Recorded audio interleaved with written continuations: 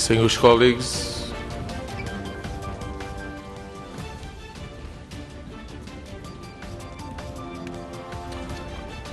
I'd like at this time to resume our work after the suspension.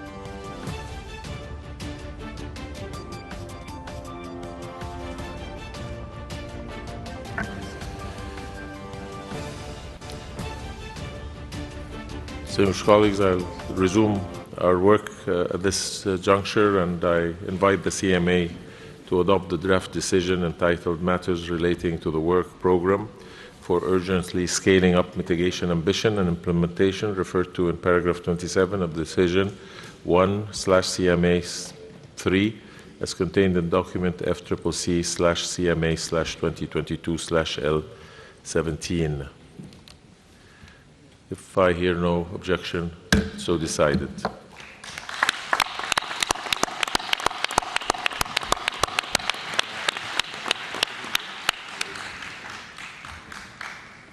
I would like to propose that this work program be referred to as Sharm el-Sheikh Mitigation Ambition and Implementation Work Program, SMAI. I hear no objection, it's so decided.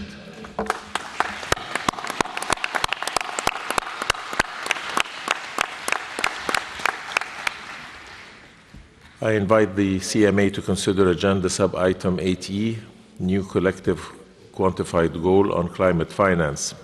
I invite the CMA to adopt the draft decision entitled New Collective Quantified Goal on Climate Finance, contained in document FCC/PA/CMA/2022/L19. Hearing no objection, it's so decided.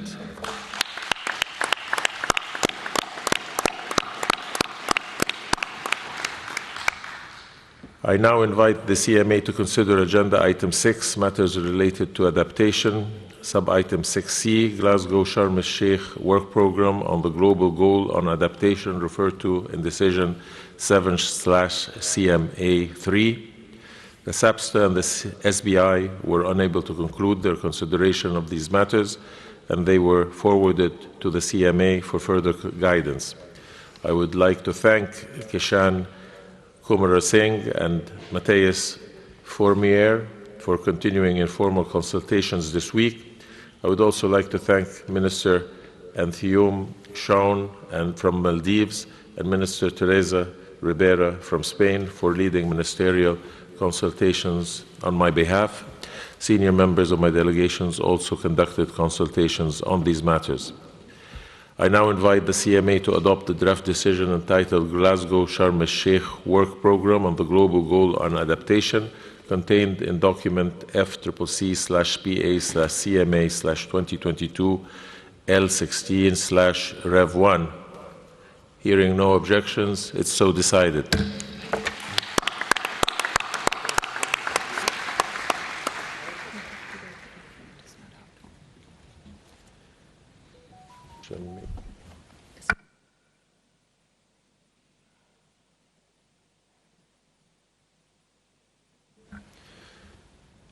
With your indulgence, distinguished colleagues, we will suspend for a brief period to allow for the revision to be distributed. Thank you.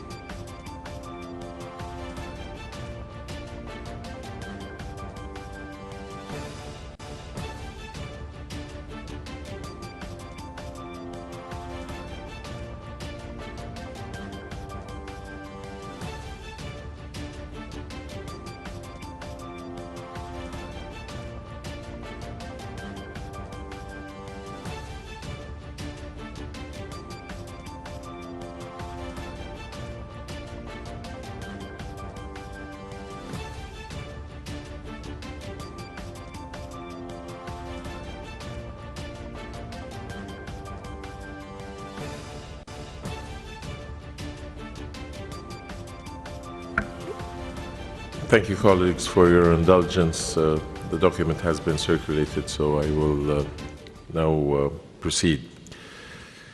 I now invite the CMA to adopt the decision entitled Sharm el-Sheikh Implementation Plan contained in document FCCC/BA/CMA/2022/L21/Rev1.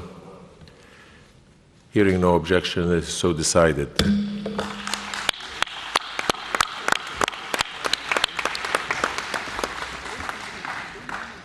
I hereby suspend the 10th meeting of the CMA. I hereby resume the 10th meeting of the COP.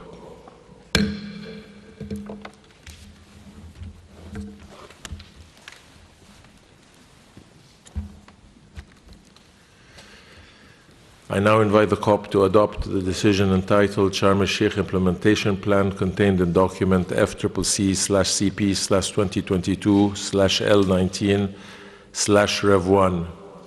Hearing no objections, it is so decided.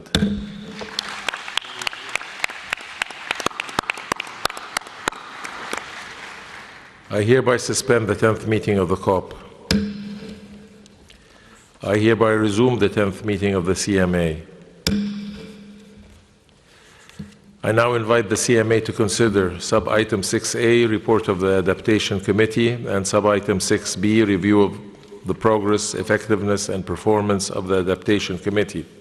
The SAPSTA and the SBI were unable to conclude their consideration of these matters, and they were forwarded to the CMA for further guidance. I requested the SAPSTA chair, Tosi Paniu, to undertake further consultations which have resulted in the draft decision before us. I now invite the CMA to adopt the draft decision entitled Report of the Adaptation Committee for 2022 and Review of the Progress, Effectiveness and Performance of the Adaptation Committee contained in document FCCC/BA/CMA/2022/L10. Hearing no objections, it's so decided.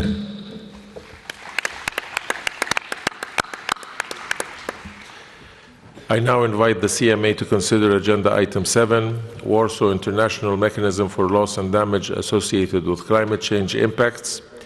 You may recall that at the opening plenary of the COP, I requested a senior member of my delegation to undertake the consultations on the COP's authority over and guidance to the Warsaw International Mechanism, jointly with the governance element of the Warsaw International Mechanism under CMA Agenda Item 7. I would like to thank Amr Essam for taking on this task. While considerations related to the governance of the Warsaw International Mechanism will continue at the next session, parties were able to reach a solution that will enable the critical work of the WIM to continue progress.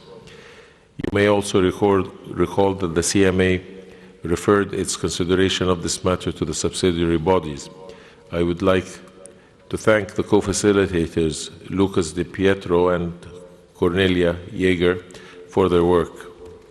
I now invite the CMA to adopt the draft decision entitled Report of the Executive Committee of the Warsaw International Mechanism for Loss and Damage Associated with Climate Change Impacts contained in document FCCC/CMA/2022/L12. Hearing no objection, it is so decided.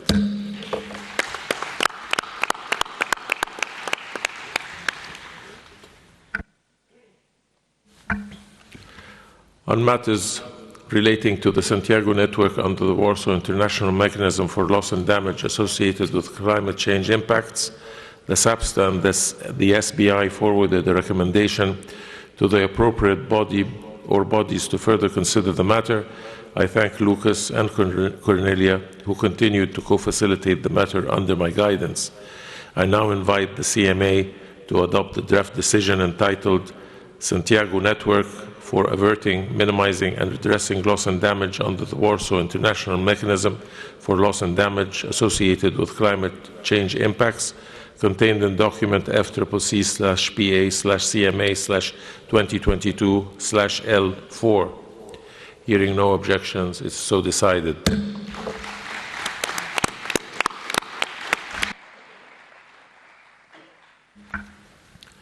I now invite the CMA to consider Agenda Item 12, Report of the Forum on the Impact of the Implementation of Response Measures.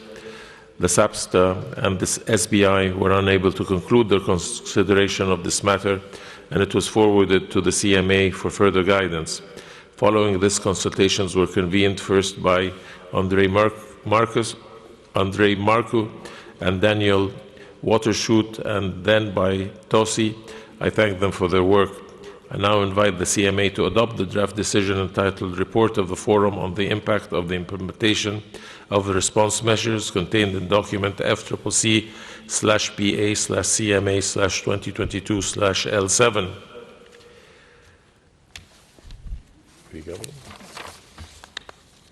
I hear no objection. It is so decided.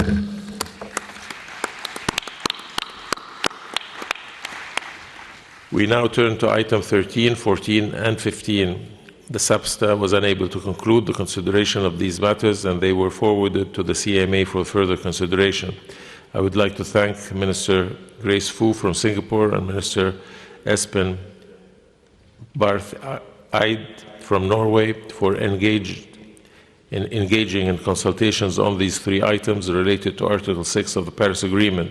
You may recall that a senior member of my delegation, Wael Kishk, also conducted consultations on these matters. I now invite the CMA to consider Agenda Item 13, Guidance on Cooperative Approaches, referred to in Article 6, Paragraph 2 of the Paris Agreement. I would like to thank Kuki Sejoshomen and Pierre Steinsen for conducting informal consultations on this matter. I invite the CMA to adopt the draft decision entitled Matters Relating to Cooperative Approaches, referred to in Article 6, Paragraph 2 of the Paris Agreement, contained in document FCCC/PA/CMA/2022/L15. Hearing no objection, is so decided.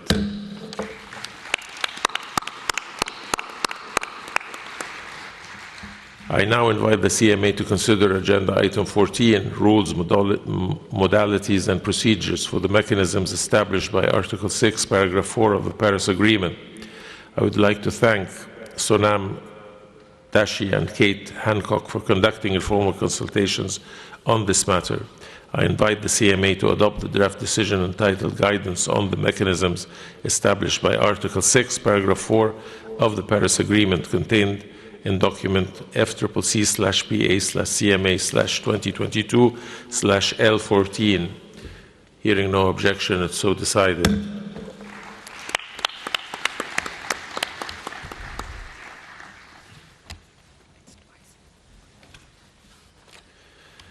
I now invite the CMA to consider Agenda Item 15, Work Program under the Framework for Non-Market Approaches, referred to in Article 6, Paragraph 8 of the Paris Agreement. I would like to thank Maria El-Jassi and Jacqueline Rosga for conducting informal consultations on this matter. I invite the CMA to adopt the draft decision entitled Matters Relating to the Work Program under the Framework for Non-Market Approaches, referred to in Article 6, Paragraph 8 of the Paris Agreement, contained in document FCCC/PA/CMA/2022/L13. Hearing no objections, it's so decided.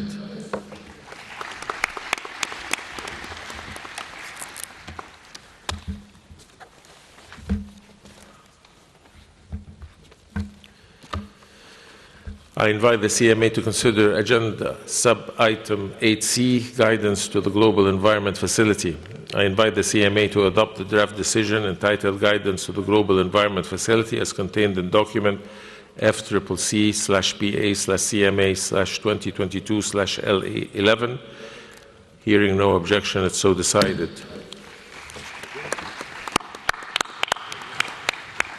I invite the CMA to consider Agenda Sub-Item 8B, Guidance to the Green Climate Fund. I invite the CMA to adopt the draft decision entitled Guidance to the Green Climate Fund as contained in document FCCC/PA/CMA/2022/L18. Hearing no objection, it's so decided. I give the floor to Bolivia. Thank you very much, President. By 7 years now, Bolivia is requesting to the COP to provide guidance to the Green Climate Fund in order for financing joint mitigation and adaptation alternative approaches to REDD+ results-based payments, as referred to in Article 5 of the Paris Agreement and previous COP decisions. There is a procrastination in the Green Climate Fund, President. The Green Climate Fund Board and its Secretariat are clearly not complying with the mandate issued by the COP. Recognition of JMA in Decision 16/CP21 and decisions to provide finance to JMA. Decision 7/CP21, Para 25, and 9/CP19, Para 8, which refers to the financial entities of the Convention to finance joint mitigation and alternative approaches. We support the GCF decision, but we have the concern that the Bolivian proposal has been blocked, bracketed by developed countries, and later on deleted from the GCF decision. Bolivia suggested the following recommendation to the board of the GCF. Request the board to take further steps to finalize its work related to the guidance and arrangements to the Conference of the Parties on financing for forests and alternative approaches, and recognizing the need to provide financial support to alternative policy approaches to results-based payment, such as joint mitigation and adaptation approaches for the integral and sustainable management of forests, and to open a specific window in the Green Climate Fund for financing joint mitigation and adaptation approaches as an alternative to results-based payments. Thank you, President. I thank the distinguished representative of Colombia and take note of his intervention, which will be reflected in the report. I hereby suspend the 10th meeting of the CMA. I hereby resume the 10th meeting of the COP. I invite the COP to consider agenda sub-item 8A, long-term climate finance. I invite the COP to adopt the draft decision entitled Long-Term Climate Finance as contained in document FCCC/CP/2022/L6. I hear no objections. It's so decided. I invite the COP to consider agenda sub-item 8B, matters relating to the Standing Committee on Finance. I invite the COP to adopt the draft decision entitled Matters Relating to the Standing Committee on Finance as contained in document FCCC/CP/2022/L11. Hearing no objections, it's so decided. I now invite the COP to adopt the draft decision entitled Terms of Reference for the Second Review of the Functions of the Standing Committee on Finance as contained in document FCCC/CP/2022/L10. I hear no objections. It's so decided.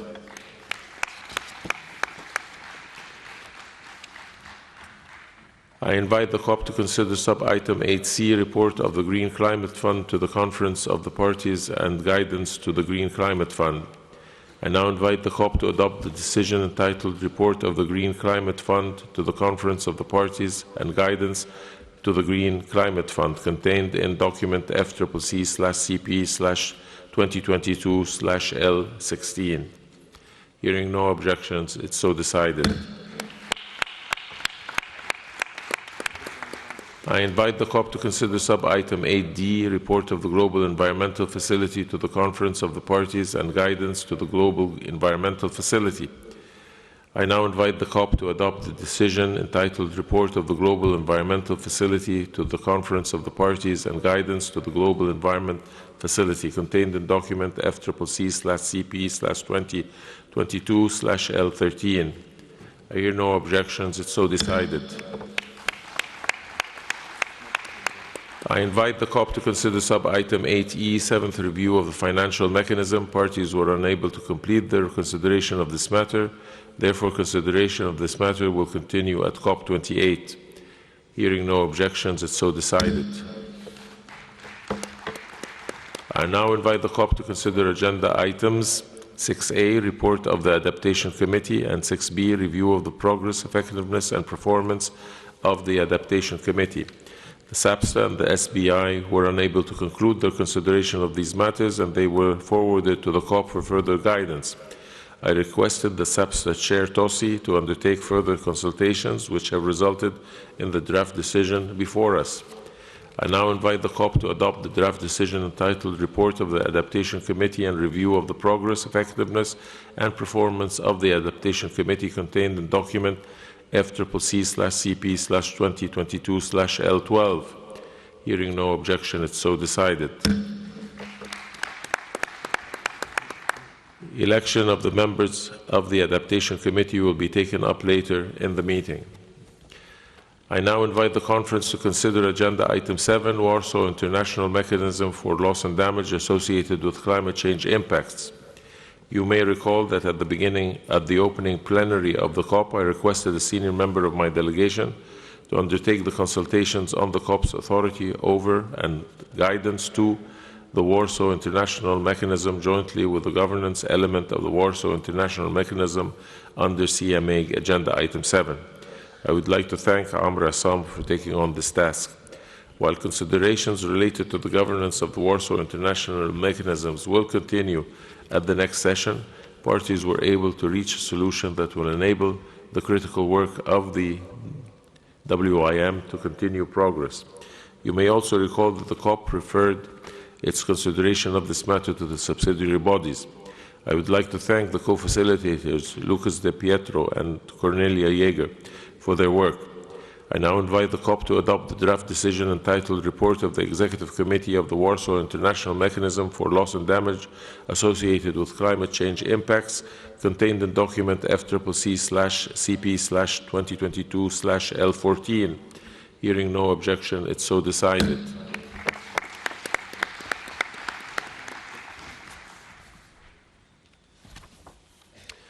On matters related to the Santiago Network under the Warsaw International Mechanism for Loss and Damage Associated with Climate Change Impacts, the SAPSTA and the SBI forwarded a recommendation to the appropriate body or bodies to further consider the matter. I thank Lucas and Cornelia, who continued to co-facilitate the matter under my guidance. I now invite the COP to adopt the draft decision entitled Santiago Network for Averting, Minimizing, and Addressing Loss and Damage under the Warsaw International Mechanism for Loss and Damage Associated with Climate Change Impacts, contained in document FCCC/CP/2022/L5 Rev 1. Hearing no objections, it's so decided. I invite the COP to consider Agenda Item 11, matters related to the least developed countries. The SBI was unable to conclude its consideration of this matter, and it was forwarded to the COP for further guidance. Following this, Marianne Gobran from my delegation convened consultations on my behalf, which resulted in the draft decision before us. I now invite the COP to adopt the draft decision entitled Matters Relating to the Least Developed Countries, contained in document FCCC/CP/2022/L9, FCCC/PA/CMA/2022/L8. Hearing no objections, it's so decided. I invite the COP to consider Agenda Item 12, Report of the Forum on the Impact of the Implementation of Response Measures. The SAPSTA and the SBI were unable to conclude their consideration of this matter, and it was forwarded to the COP for further guidance. Following this, consultations were convened first by Andrei Marco and Daniel Watershoot, and then by Tosi.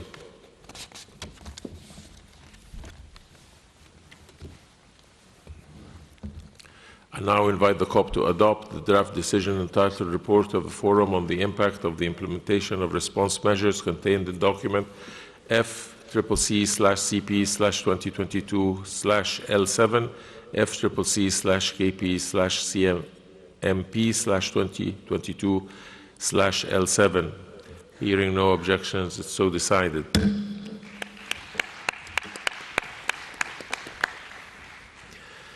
I now invite the COP to consider Agenda Item 13, Second Periodic Review of the Long-Term Global Goal under the Convention and of overall progress towards achieving it. SAPSTA and the SBI were unable to conclude their consideration of this matter. It was therefore forwarded to the COP for further guidance, following which further consultations were convened by Leon Charles and Andrew Ferrone. I now invite the COP to adopt the draft decision entitled Second Periodic Review of the Long-Term Global Goal under the Convention and of Overall Progress Towards Achieving It, contained in FCCC/CP/2022/L17. Hearing no objection, it's so decided. I now invite the COP to consider Agenda Item 14, Gender and Climate Change. This item was on the agenda of the SBI. In addition, the COP referred consideration of the two reports contained in documents FCCC/CP/2022/6 and FCCC/CP/2022/3 to the SBI. The SBI was unable to conclude its consideration of this matter, and it was forwarded to the COP for further guidance, following which consultations were convened by Hana El Hashmi from the United Arab Emirates and the Presidency. Based on the consultations, a draft decision is presented for adoption by the COP. I now invite the COP to adopt the draft decision entitled Intermediate Review of the Implementation of the Gender Action Plan as contained in document FCCC/CP/2022/L15. Hearing no objection, it is so decided.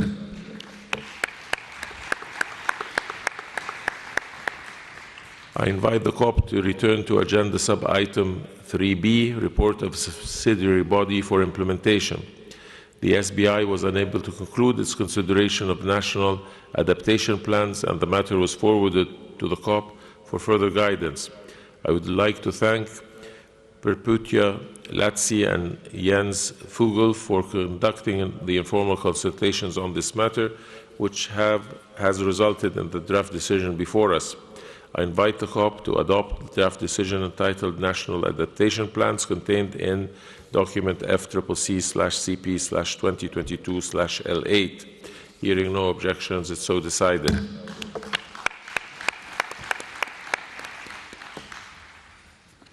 The matter of the Cornevia joint work on agriculture was also forwarded by the SAPSTA and the SBI to the COP for further guidance.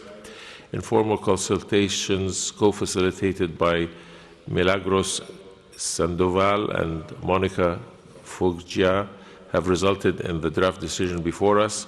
I invite the COP to adopt the draft decision entitled Joint Work on Implementation of Climate Action on Agriculture and Food Security, contained in FCCC/CP/2022/L4. Hearing no objection, it is so decided. I give the floor to Turkey. Thank you, Mr. President. We would like to raise our reservation regarding joint work on implementation of climate action on agriculture and food security. In the presented document, we propose replacing the phrase food and water insecurity with food insecurity and water scarcity in the preambular paragraph 3. The rationale of this proposal is that there is no internationally agreed definition of water security or insecurity. Therefore, we kindly ask to the Presidency to reflect our reservation in the COP report. Thank you, Mr. President. Thank you. The observation, the intervention is noted and will be reflected in the report. I give the floor to the Russian Federation. Thank you, Chair. I will deliver my statement in Russian. Уважаемый господин председатель. President, we notice the constant unflagging efforts of the President on this decision and to bring the parties together. And we propose, with the adoption of this decision on joint work on implementation of climate action on agriculture and food security. At the same time, President, we note that the term used in Preamble 6. The absence of food security is a term not recognized in the UN system and may be viewed as politicized. And therefore, we dissociate ourselves from that concept. And we think that in this decision, we should understand this as a shortage of water resources. And we would like this reservation to be reflected in the report. Thank you. The intervention is noted and will be reflected in the report. I now give the floor to Shili.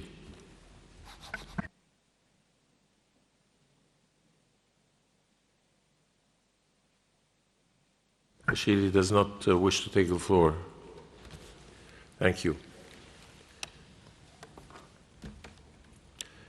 I hereby suspend the 10th meeting of the COP. I now declare open the 10th meeting of the Conference of the Parties, serving as the meeting of the parties to the Kyoto Protocol at its 17th session.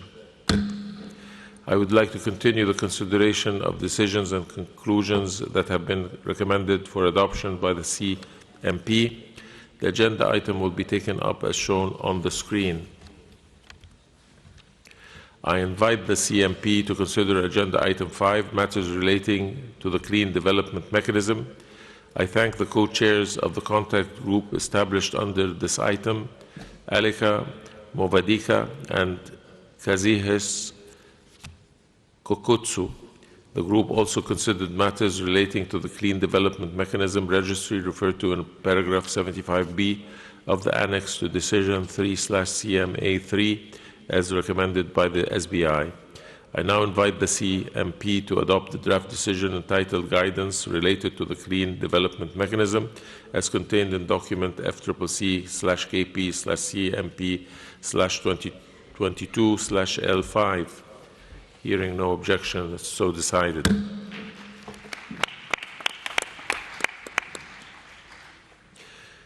Elections of members and alternate members of the CDM Executive Board will be conducted later during the closing of the CMP plenary. I now invite the CMP to consider Agenda Item 6, matters relating to joint implementation. The Presidency undertook consultations on the Joint Implementation Supervisory Committee's recommendation on the discontinuation of its activities. I am pleased to report that the work has been completed. I invite the CMP to adopt the draft decision entitled Guidance on the Implementation of Article 6 of the Kyoto Protocol as contained in document FCCC/KP/CMP/2022/L4. Hearing no objection, it is so decided. I invite the CMP to consider Agenda Item 7, matters relating to the Adaptation Fund. I invite the CMP to consider Sub-Item 7A, report of the Adaptation Fund Board. I thank the co-chairs of the contact group, Diane Blackline and Eva Schroeder, for their hard work. I invite the CMP to adopt the draft decision entitled Report of the Adaptation Fund Board for 2022, contained in document FCCC/KP/CMP/2022/L6. Hearing no objection, it's so decided.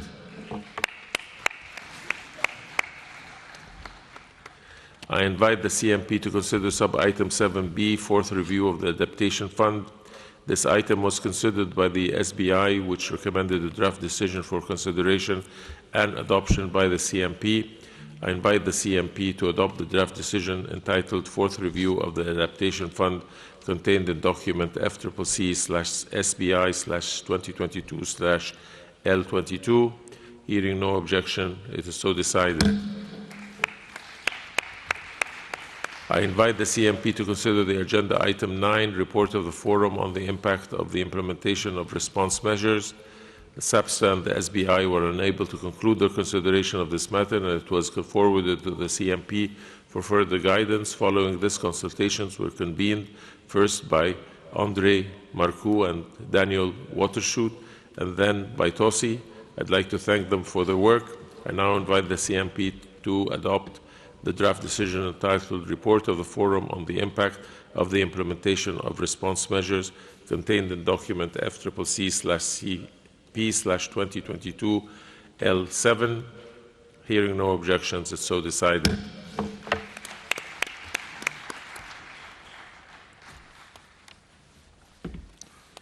I hereby suspend the 10th meeting of the CMP.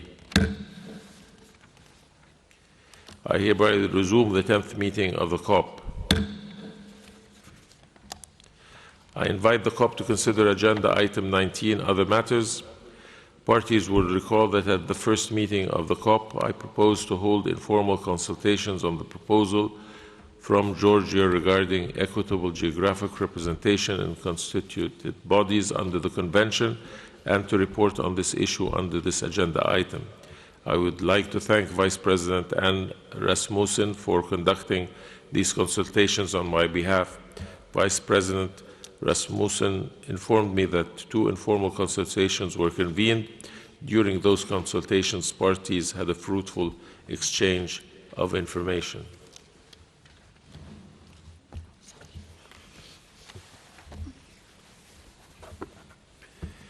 I regret to inform the conference that there is no consensus on this matter.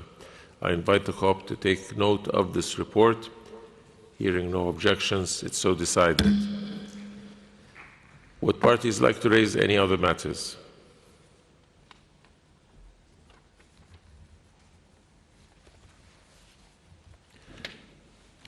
I see no requests for the floor.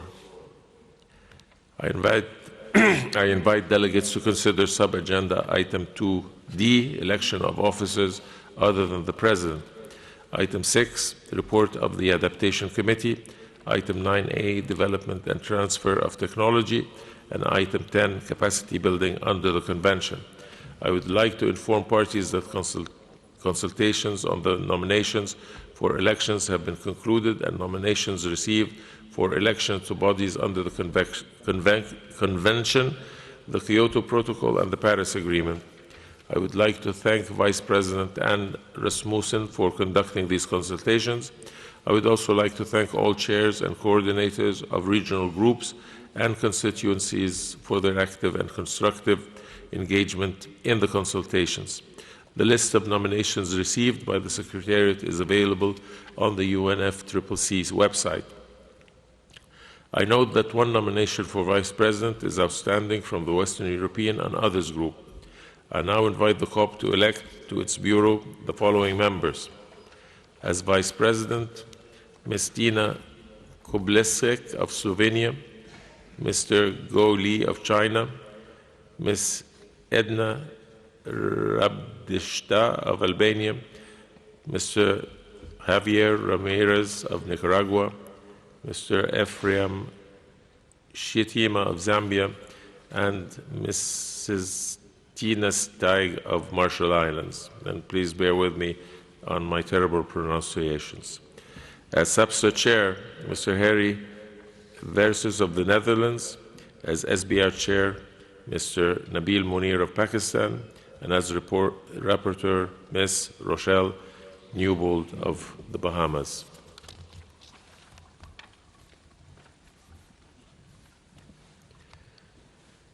Hearing no objection, it's so decided.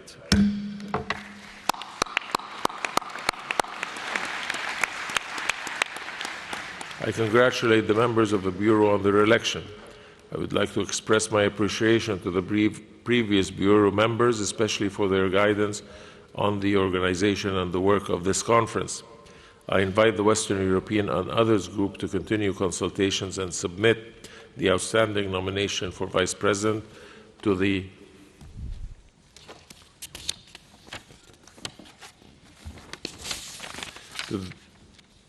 Secretariat as soon as possible, and by the latest the 28th of February 2023. Once received by the Secretariat, the nominee will be deemed elected at COP27 in accordance with established practice. Hearing no objection, it's so decided.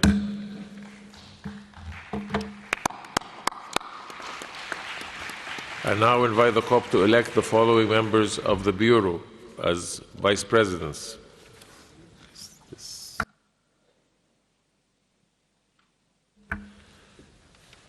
Ms. Tina Koblesk of Slovenia, Mr. Go Li of China, Ms. Edna Rabdishta of Albania, Mr. Javier Ramirez of Nicaragua, and Ms. Tina Stieg of Marshall Islands.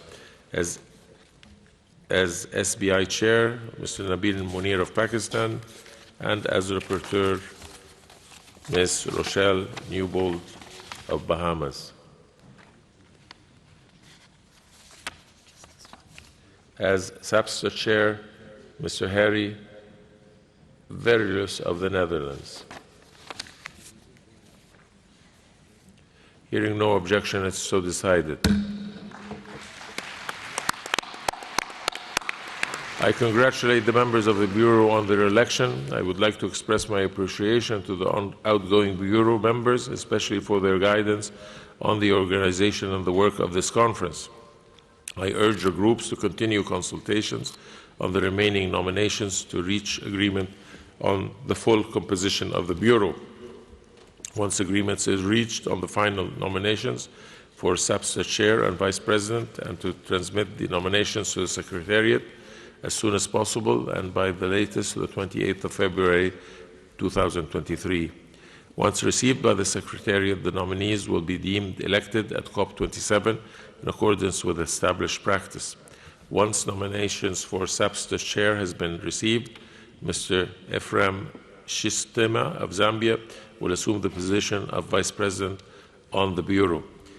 Hearing no objections, it's so decided. Turning to the election of members of constituent bodies on the Convention, I invite the COP to elect the members of the following bodies as contained in the list of nominations: the Adaptation Committee, the CTCN Advisory Board, the Paris Committee on Capacity Building, and the Technology Executive Committee. Hearing no objections, it's so decided. I would like to congratulate these members on their election. I would also like to thank all the outgoing members for their commitment and hard work that has ensured the success of the work of these bodies. I note that there are nominations outstanding for these bodies. I invite groups and constituents to continue consultations and submit the outstanding nominations to the Secretariat as soon as possible and by the latest 28th February 2023. Once received by the Secretariat, the nominees will be deemed elected at COP27 in accordance with established practices. Hearing no objection, it's so decided. I invite the COP to consider Agenda 20, conclusion of the session. Turning to Agenda Sub-Item 20A, adoption of the draft report on the session.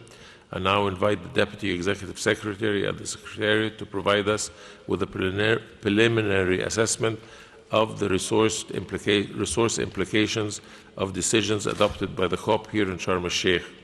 Ovis, you have the floor. Thank you very much, Mr. President, and a very good morning to delegations, excellencies, ladies and gentlemen. It's a pleasure for me to address the COP and share with you the administrative and budgetary implications of the decisions that have been taken by the various bodies. And these financial and human resources implications are beyond the provisions in the biennium 2022-23, that is the current biennium budget. All funding estimates at this stage and the categorization of activities are as per the methods established for UNFCCC budget specified in paragraph 36 of document FCCC SBI 2019/4. And these are preliminary and based on information currently available. And these are as follows. Under agenda item 3A, report of the subsidiary body for SAPSTA, a one-time implementation cost of common reporting format reporter of 15,000 euros and ongoing annual hosting cost of 25,000 euros are expected to be absorbed from existing resources. The same estimate was reported under SAPSTA 57 agenda item 13C, revision of the UNFCCC reporting guidelines on annual inventories for parties included in Annex 1 to the Convention. The activities are complementary and classified as Category 4. Under Agenda Item 3B, report of the subsidiary body for implementation.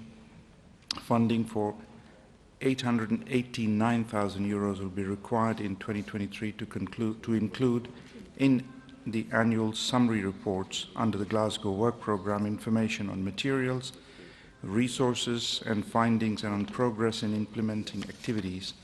The same estimate is provided to the CMA under the respective agenda item. This activity is category 2, and just for your information, category 2 activities would be funded from the core future budgets beyond 2023 if approved by the appropriate governing bodies. Under agenda item 7, Warsaw International Mechanism for Loss and Damage associated with climate change impacts, supplementary funding in the amount of 325,000 will be required in the current biennium to support the selection process for the hosting of Santiago Network Secretariat, including the convening of the evaluation panel and support for the preparation of the evaluation report, as well as for the continued support for developing countries that are particularly vulnerable to the adverse effects of climate change that may seek or wish to benefit from the technical assistance available from members of the Santiago Network until the Santiago Network Secretariat is operational. In addition, 575,000 euros will be required in 2023 to service and support the 5-year rolling plan of the Executive Committee. The same estimate is provided under CMA under the respective agenda item. These activities fall within category 2 to be funded from the core future budgets if approved by the appropriate governing body, and also category 3 to be funded from voluntary contribution from the supplementary activities. Under agenda item 8F, matters relating to funding arrangements responding to loss and damage associated with the adverse effects of climate change, including a focus on addressing loss and damage. Supplementary funding amount of 1.8 million will be required in the current biennium to support the activities of the Transitional Committee, including at least 3 meetings to take place in 2023.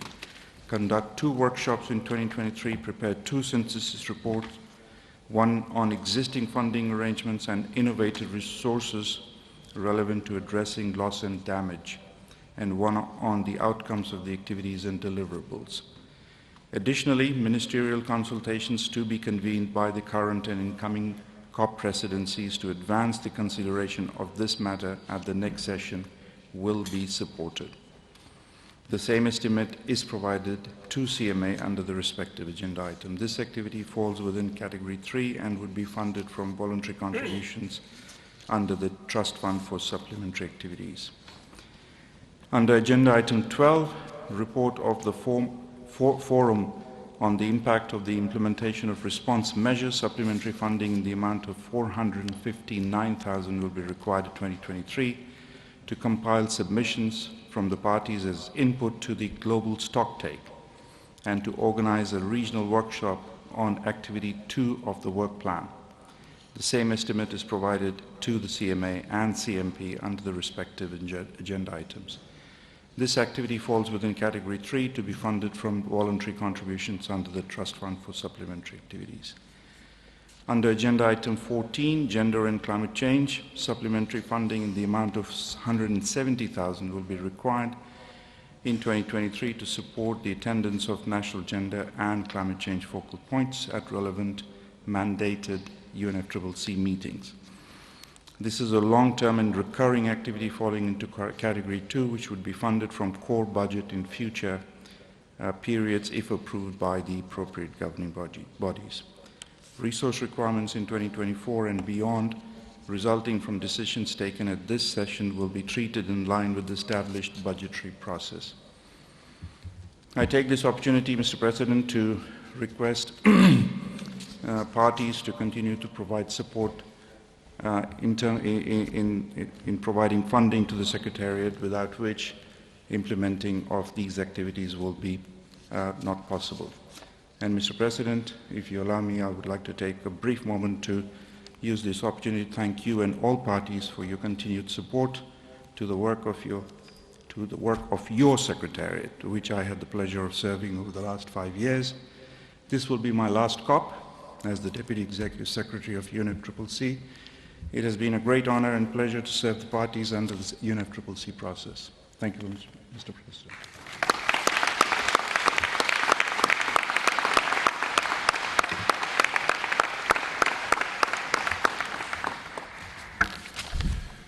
Thank you always for your statement, but more so for your dedication and service to the UNFCCC. I think you have always been recognized as a main pillar of the organization, and you will be dearly missed. Thank you very much.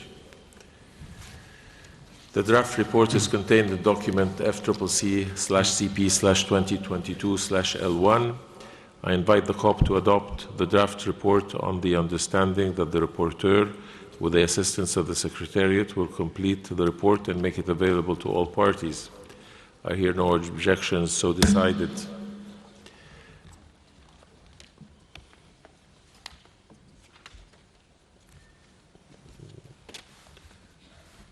They haven't.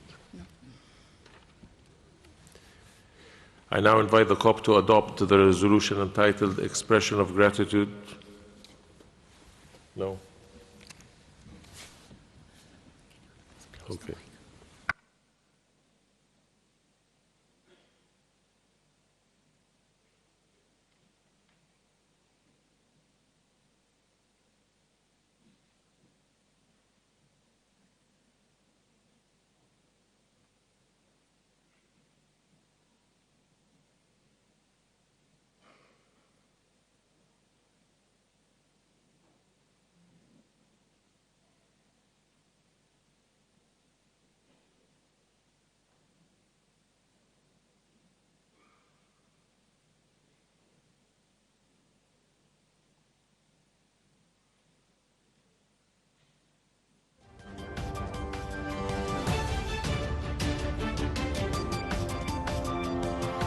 I call on the United Arab Emirates to take the floor.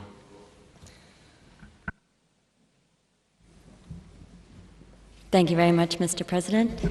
The Conference of the Parties serving as the meeting of the parties to the Kyoto Protocol, the Conference of the Parties serving as the meeting of the parties to the Paris Agreement, having met in Sharm from the 6th to the 18th of November 2022, expressed their profound gratitude to the government of the Arab Republic of Egypt for having made it possible for the COP27 7th session of the Conference of the Parties serving as the meetings of the parties to the Kyoto Protocol, and the 4th session of the Conference of the Parties serving as the meeting of the parties to the Paris Agreement to be held in Sharm el-Sheikh.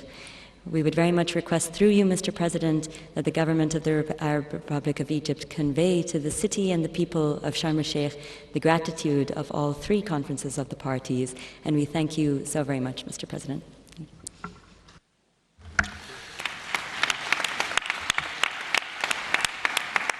I thank the representative of the United Arab Emirates. I now invite the COP to adopt the resolution entitled Expression of Gratitude to the Government of the Arab Republic of Egypt and the people of the city of Sharm el-Sheikh, as contained in document FCCC/CP/2022/L3, FCCC/KP/CMP/2022/L3, FCCC/MA/CMA/2022/L3. I hear no objections, it's so decided.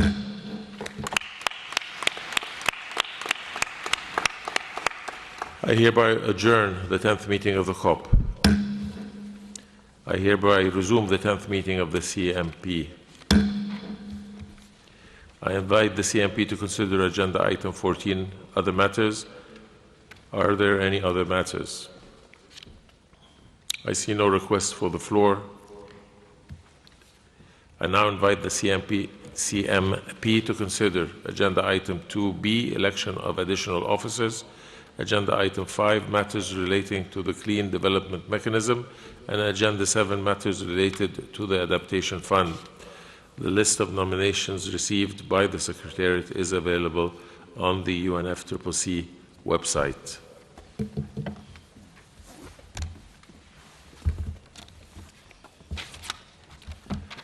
There will be no elections of an additional member of the COP CMP CMA Bureau, as all the members of the Bureau elected by the COP earlier today are representatives of parties to the Kyoto Protocol.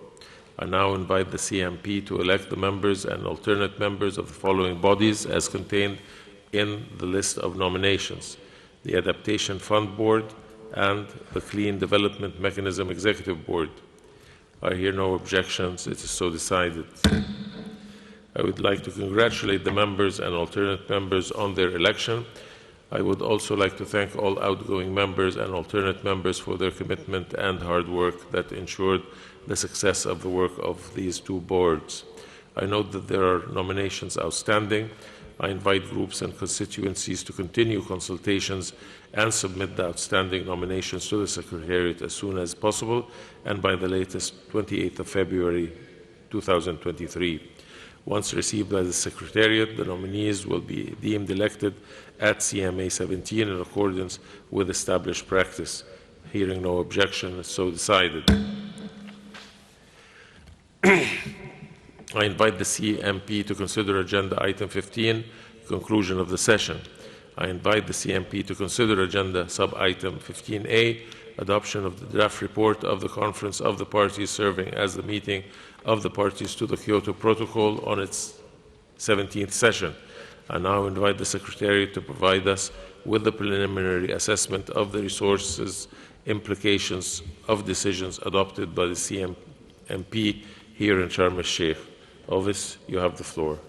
Thank you very much, Mr. President. One decision adopted by CMP at this session has budgetary implications beyond the provision included in the current biennium. The financial estimates and categorization of activities as per the method established for Unit CCC budget as specified in paragraph 36 of document FCCC SBI 2019/4 are preliminary and based on information currently available. Under Agenda Item 9, report of the Forum on the impact of the implementation of response measures, supplementary funding in the amount of €459,000 will be required in 2023 to compile submissions from the parties as input to the global stocktake and to organize a regional workshop on Activity 3 of the work plan. The same estimate is provided to the to COP and CMA under the respective agenda items. This activity falls within Category 3 and would be funded from voluntary contributions under the Trust Fund for supplementary activities. We look forward to working with the parties and donors to fundraise for these activities for which the funding is absolutely necessary for us to implement those mandates. Thank you very much, Mr. President. Thank you. The draft report of the session is contained in document FCCC/KP/CMP/2022/L2. I invite the CMP to adopt the draft report on the understanding that the rapporteur, with the assistance of the Secretariat, will complete the report and make it available to all parties. I hear no objections. It's so decided. I now invite the CMP to adopt the resolution entitled Expression of Gratitude to the Government of the Arab Republic of Egypt and the people of the city of Sharm el-Sheikh as contained in document FCCC/CMP/2022/L3, FCCC/KP/CMP/2022/L3, FCCC/PA/CMA/2022/L3. I hear no objections. Is so decided. I hereby adjourn the 10th meeting of the CMP. I hereby resume the 10th meeting of the CMA. I invite the CMA to consider Agenda Sub-Item 8A, matters relating to the Standing Committee on Finance. I invite the CMA to adopt the draft decision entitled Matters Relating to the Standing Committee on Finance as contained in document FCCC/PA/CMA/2022/L9. I hear no objections. It's so decided. I now invite the CMA to adopt the draft decision entitled Terms of Reference for the second review of the functions of the Standing Committee on Finance as contained in document FCCC/PA/CMA/2022/L6. Hearing no objections, it's so decided. I invite the CMA to consider Agenda Sub-Item 8D, matters relating to the Adaptation Fund. I invite the CMA to adopt the draft decision entitled Matters Related to the Adaptation Fund, contained in document FCC/PA/CMA/2022/L5. Hearing no objections, it's so decided. I invite the COP to consider Agenda Item 11, matters related to the least developed countries. The SBI was unable to conclude its consideration of this matter, and it was forwarded to the COP for further guidance. Following this, Marianne Gobran from my delegation convened consultations on my behalf, which resulted in the draft decision before us. I now invite the COP to adopt the draft decision entitled Matters Relating to the Least Developed Countries, contained in document FCCC/CP/2022/L9, FCCC/PA/CMA/2022/L8. Hearing no objections, is so decided. I invite the CMA to consider Agenda Item 19, Other Matters. You may recall that at the opening plenary of the CMA, I had proposed to hold consultations on the proposal from Zambia on behalf of the African Group on the special needs and special circumstances of Africa, and that I would report under the item Other Matters on this and any other issues raised in consultations. I appointed Paul Watkinson, United Arab Emirates, to conduct these consultations on my behalf. Consultations were held on Saturday the 12th and Tuesday the 15th of November 2022, as well as during a bilateral meeting on Thursday 17th November with one party who could not attend the previous consultations. Written inputs to the conversation were received from Chile on behalf of the ILAC and from the African Group of Negotiators. These inputs are available on the UNFCCC webpage that was created to reflect the status of presidency-led consultations. During the constructive exchanges, parties acknowledged the urgent and immediate needs of particularly vulnerable developing countries to the adverse effects of climate change, including the special needs and circumstances of Africa, and underlined the messages of the contribution of Working Group 2 to the 6th assessment report of the IPCC. There was interest in having a space to discuss wider regional needs and general matters related to special circumstances of developing countries at a regional level. This would, however, not fulfill the purpose of the consultations we held, which were specifically aimed at considering the inclusion of an agenda item on the special needs and circumstances of Africa. I therefore regret to report that despite the constructive engagement of all parties, there was no consensus on either the original proposal or any of the other made during the consultations that remain inconclusive. I also convened consultations on the inclusions of the following items in the agenda.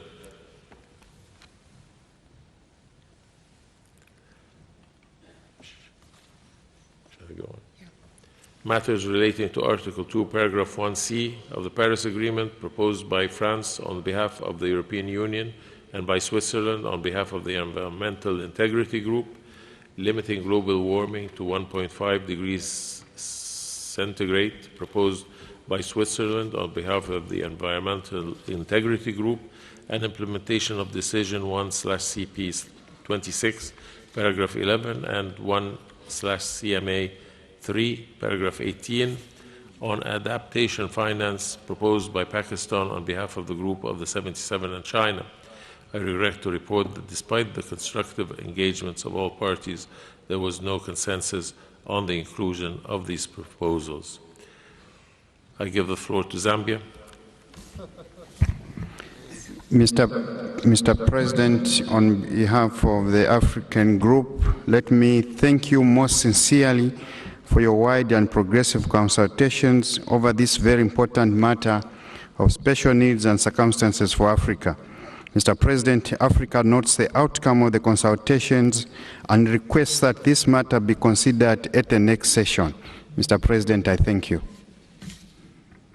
I thank you and take note of the statement, and it will be duly reflected in the report.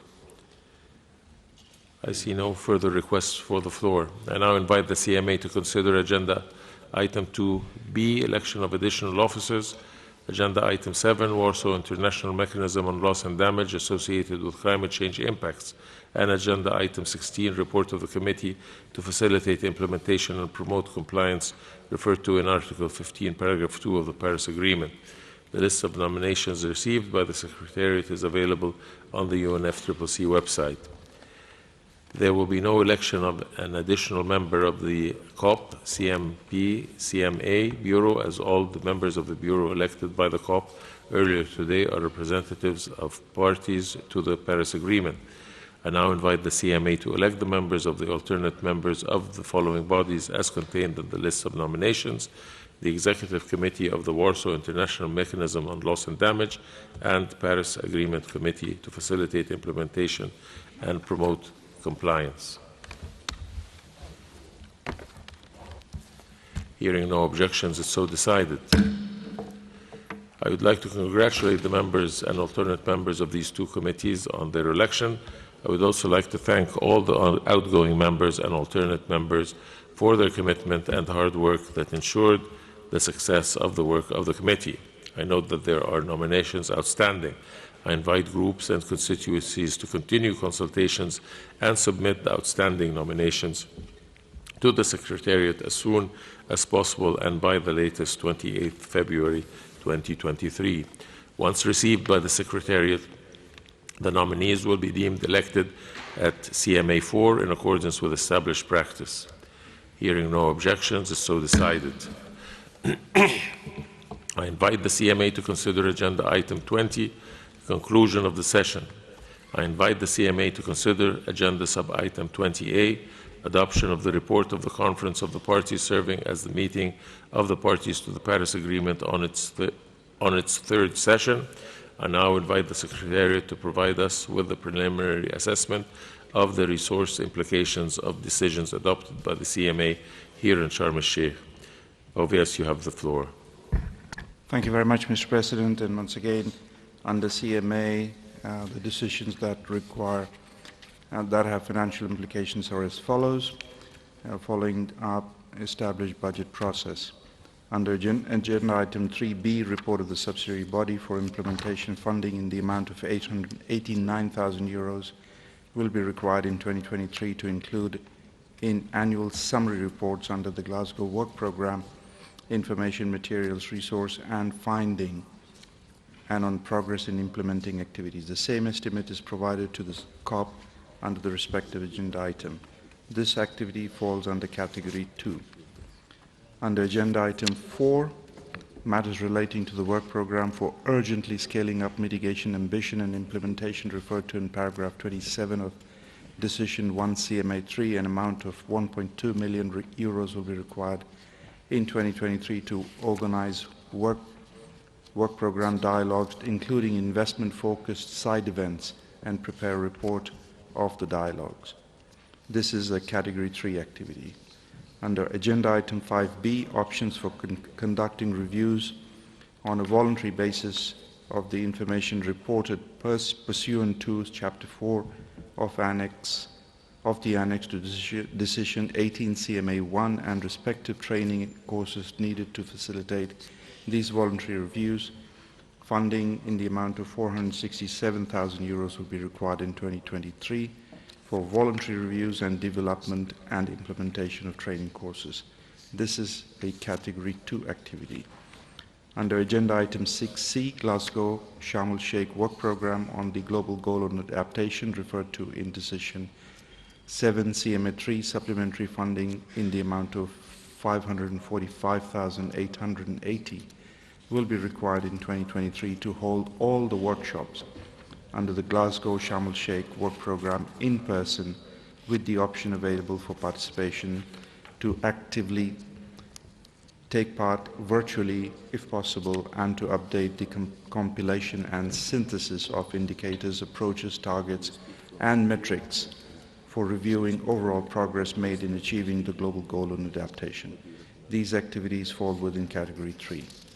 Under Agenda Item 7, Warsaw International Mechanism for Loss and Damage associated with climate change impacts, Supplementary funding to the amount of 325,000 euros will be required in the current biennium to support selection process for the host of Santiago Network Secretariat, including the convening of the evaluation panel and support for the preparation of evaluation report, as well as for the continued support for developing countries that are particularly vulnerable to the adverse effects of climate change that may seek or wish to benefit from the technical assistance available from members of the Santiago Network until the Santiago Network Secretariat is operational.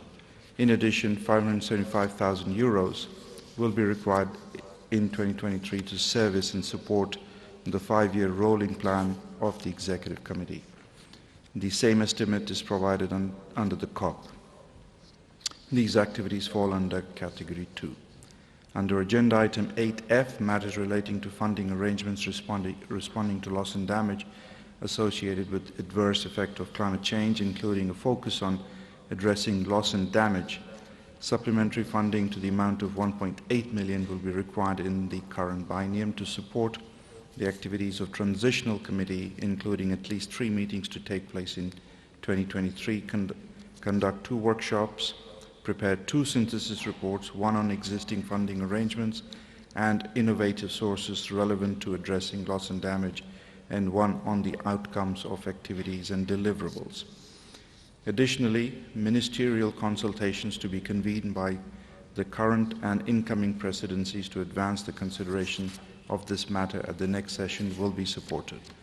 The same estimate has been provided under COP under the respective agenda item. This is a Category 3 activity.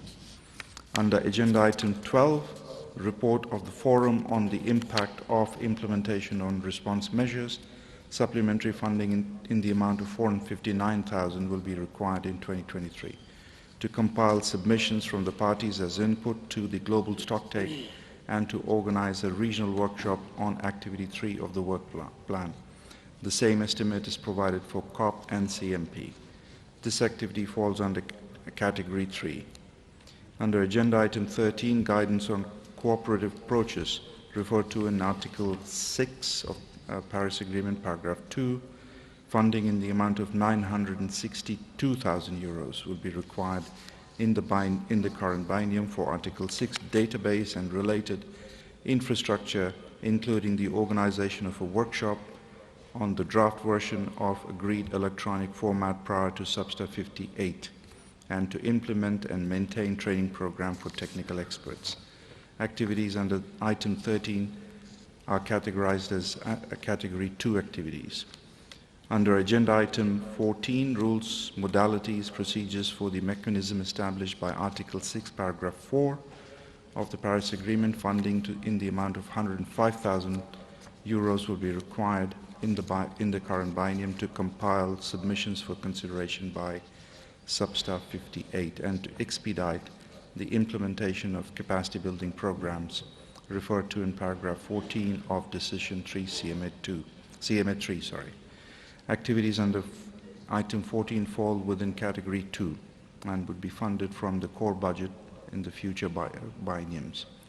Resource requirements in 2024 and beyond resulting from decisions taken at this session will be treated in line with the established budgetary process, and we hope that the Secretariat can count on continued support of the parties to provide adequate and timely funding for the Secretariat to be able to undertake those activities as mandated. Thank you very much, Mr. President. I thank you. The draft report is contained in document FCCPA/CMA/2022/L2. I invite the CMA to adopt the draft report on the understanding that the rapporteur, with the assistance of the Secretariat, will complete the report and make it available to all parties. I hear no objection, as so decided. I now invite the CMA to adopt the resolution entitled Expression of Gratitude to the Government of the Arab Republic of Egypt and the people of the city of Sharm el-Sheikh, as contained in document FCCC/CP/2022/L3, FCCC/KP/CMP/2022/L3, FCCC/PA/CMA/2022/L3. I hear no objections. It's so decided. I hereby adjourn the 10th meeting of the CMA.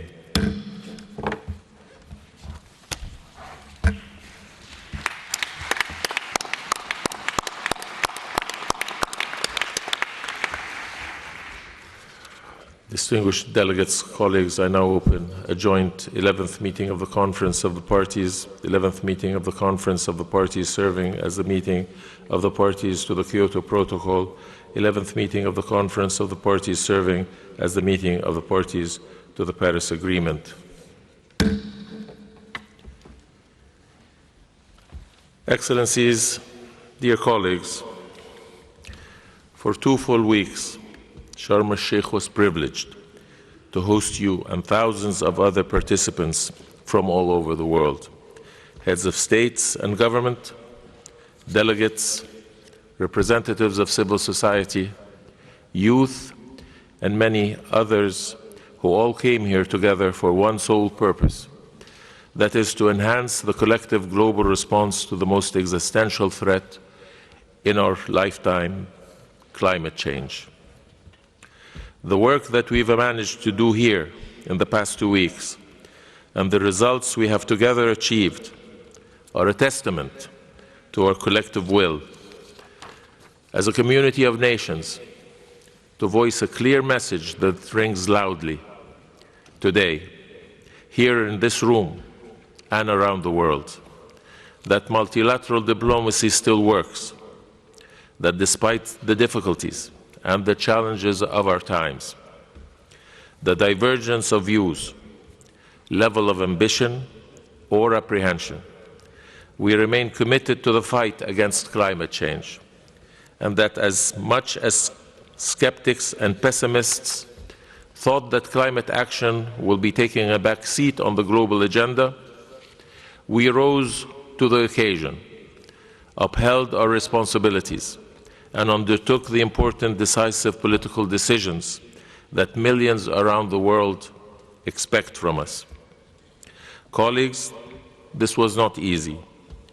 We worked around the clock, long days and nights, strained and sometimes tense, but united and working for one aim, one higher purpose, one common goal that we all subscribe to and aspire to achieve.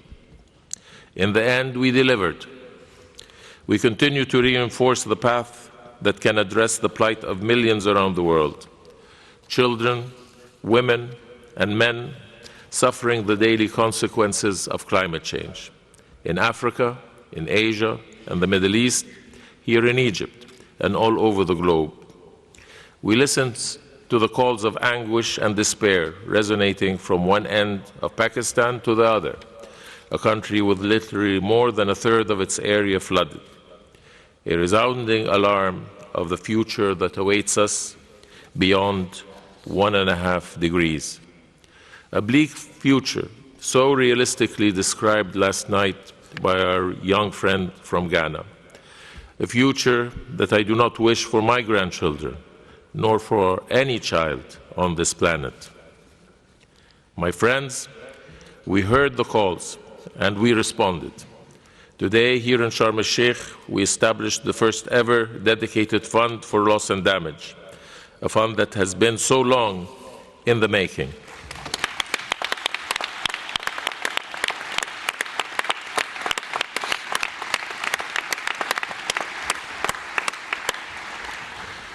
It was only appropriate that this COP, the implementation COP in Africa, is where the fund is finally established.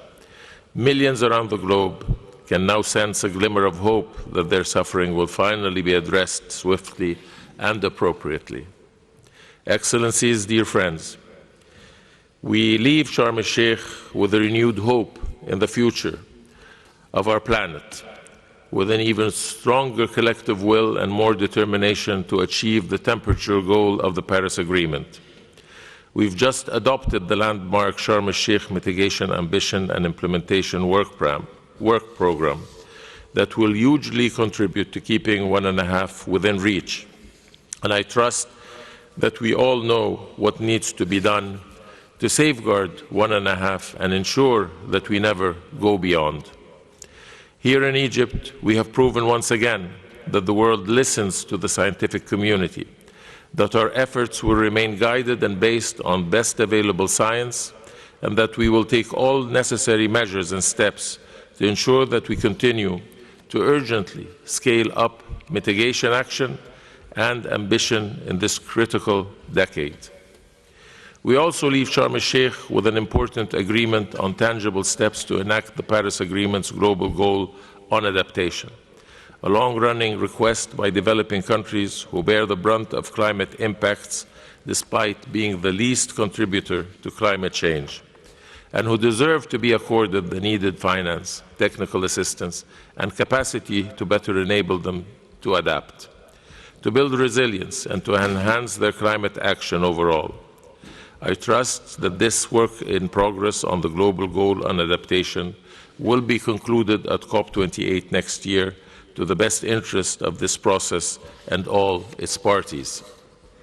Colleagues, the Sharm el-Sheikh implementation program that we just adopted is an embodiment of what COP27 was all about: implementation.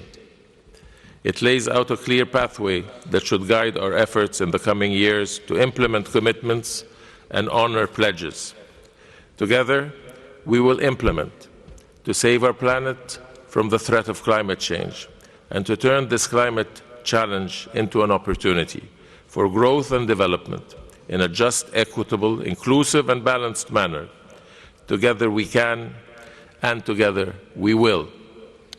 Excellencies, dear friends, I came to this process a little bit less than a year ago.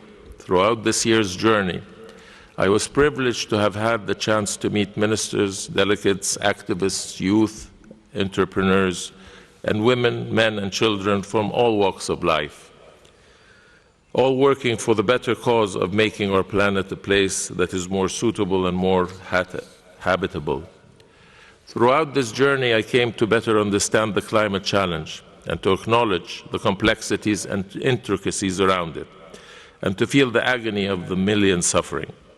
I came to realize that despite the seemingly wide gaps in positions between parties at times, we are all here working for the same purpose, in different ways. What we need is more trust, more empathy, and more understanding. Our world deserves this. This process deserves this. Over the past year, I was privileged to have had the help of a remarkable group of women and men to whom I am grateful for all the support they provided along the way. I am grateful to the UN Secretary General, whose constant advocacy and support to global climate action has taken it to all new heights on the international agenda. I am grateful to the UNFCCC, to Patricia Espinosa, and to Simon Steele, both of whom have exerted every effort possible to make my job easier. I am grateful to colleagues in the UNFCCC Secretariat, working tirelessly and silently behind the scenes to ensure that this process remains relevant, responsive, and fit for purpose, and that the transition from one COP presidency to another is seamless and effective. And I am certainly grateful to His Excellency President Abdel Fattah el-Sisi, who from the very start of our candidature provided every support for Egypt and for its institutions to strive to achieve the convening of this COP in the manner that we have. We hope that we have fulfilled our obligation. We hope you have not only enjoyed your time, but you have certainly achieved your purpose. I am also grateful for the COP27 presidency team, the women and the men working with me around the clock for over a year now. They made this COP a reality, both logistically and substantively. For without them, we wouldn't have been able to get where we are tonight. I will remain forever indebted to them for their perseverance and endurance. Excellencies, as we wrap up, I am sure you will go back home with memories not just of another climate conference, but memories of a country and a culture that will remain with you for times to come. Finally, I would like to convey to you, colleagues and friends, my deepest appreciation and gratitude for your accommodation, your camaraderie, and your dedication to the purpose and our common goal.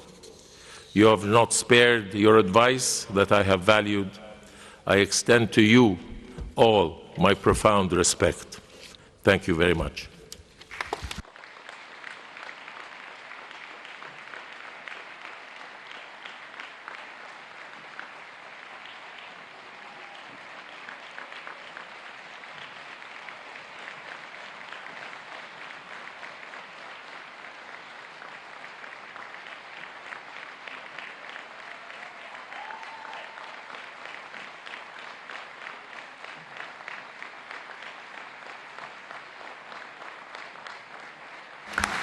Thank you.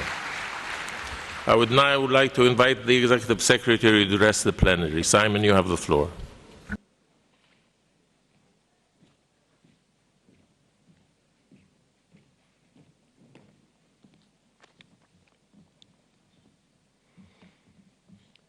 Colleagues, friends, thank you all for getting us here today. It wasn't easy. It wasn't easy at all. We've worked around the clock, but this outcome does move us forward. An historic outcome, one that benefits the most vulnerable all around the world. I want to give a sincere thank you to our COP President, Minister Sameh Shoukry, and his able team in the Egyptian presidency. And I want to recognize the work of the Secretariat. I am so proud of your dedication, your total commitment, and putting yourselves on the front line for this cause. And I want the Hall to recognize their appreciation for the Secretariat.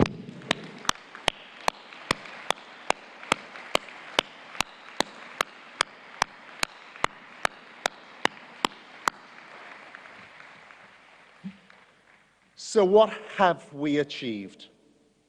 We've determined a way forward on a decade-long conversation on funding for loss and damage, deliberating over how we address the impacts on communities whose lives and livelihoods have been ruined by the very worst impacts of climate change.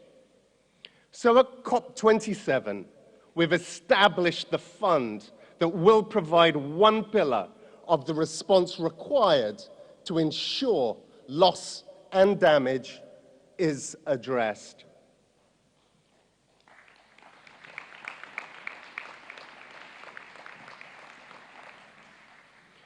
The IPCC report that came out in April, written and agreed to by the world scientists, told us that global emissions need to start a downward trajectory by 2025. That's only 2 years away. The IPCC also told us to cut emissions by nearly half by 2030. That's only 7 years away. In this text, we have been given reassurances that there is no room for backsliding. It gives the key political signals that indicate the phase down of all fossil fuels is happening.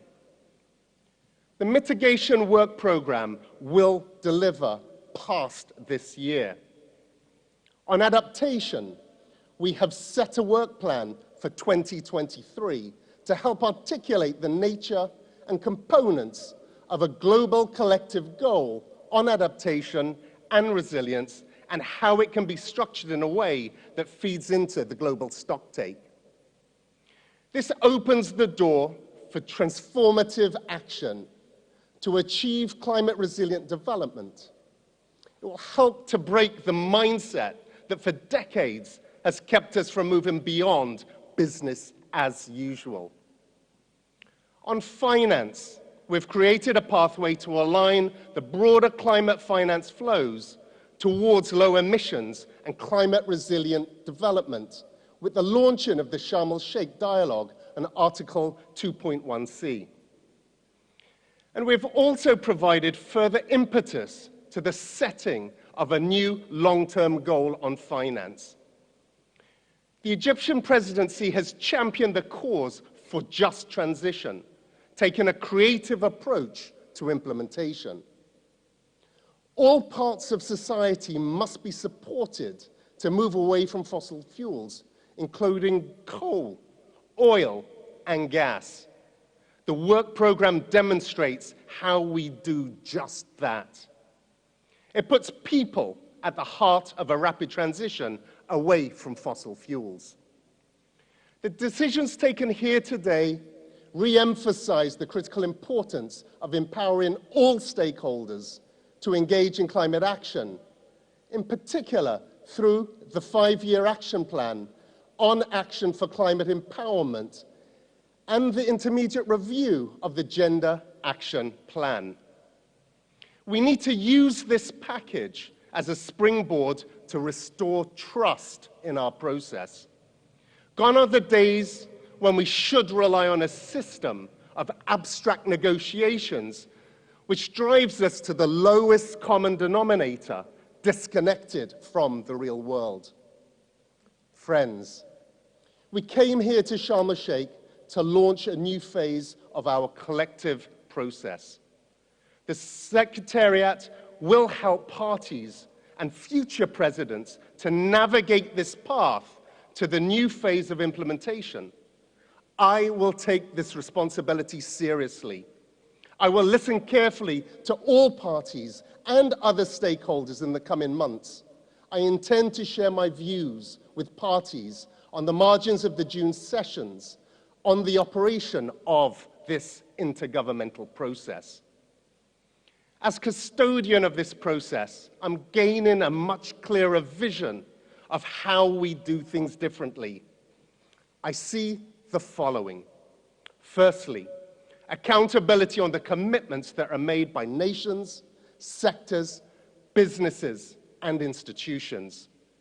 There is absolutely no point putting ourselves through all that we've just gone through if we're going to participate in an exercise of collective amnesia the moment the cameras move on. The numbers on our NDCs just don't add up. The transparency of commitments from countries, businesses, and institutions will be a priority of the Secretariat.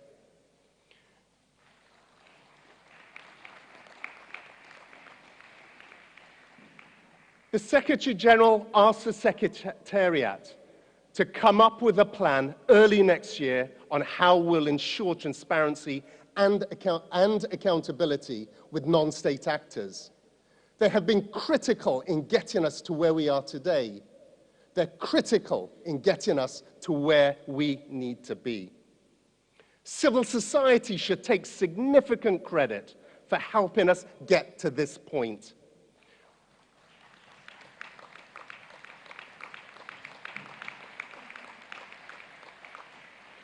Without the voices of individuals, whether they're activists, researchers, scientists, youth, or indigenous peoples, we would not have gotten this far.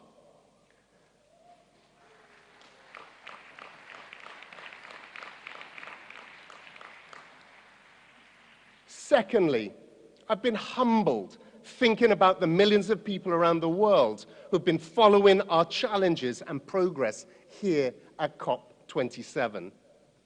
This is a joint human endeavor, like no other, to protect our collective future.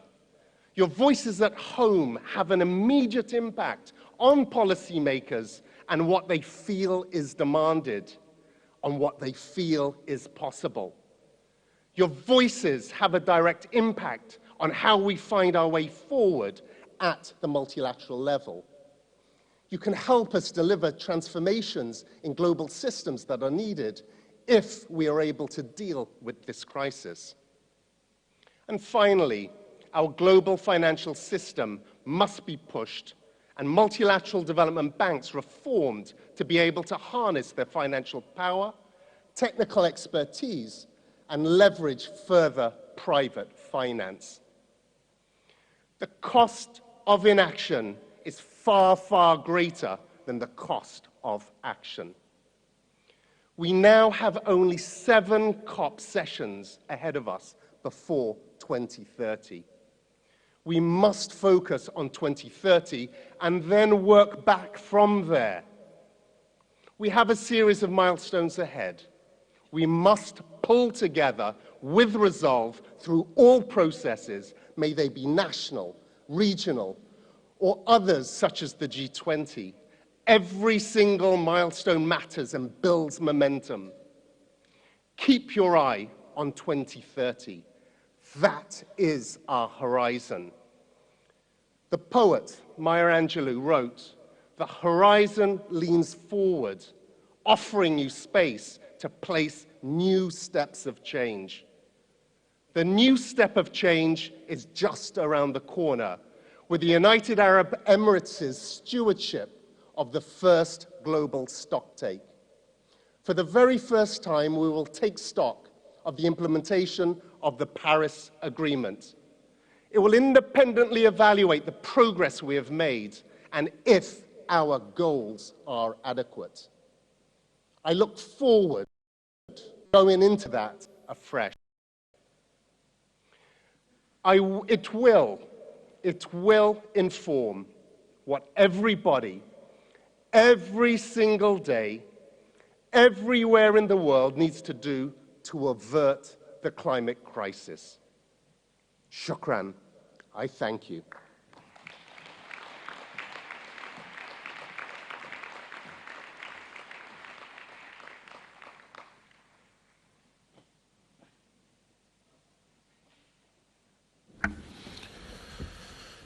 Thank you, Simon. Colleagues, the floor is open for your statements. I would urge groups to make brief 3-minute statements and upload the full text to the submission portal. After hearing statements from groups and parties, the floor will be open for statements from the observer organizations. I encourage them to make brief statements of 2 minutes each. Full texts will be made available on the submission portal. I appeal to parties to stay in the room while the observers deliver the statements. I would now like to invite statements first from the 4 groups with non-overlapping memberships.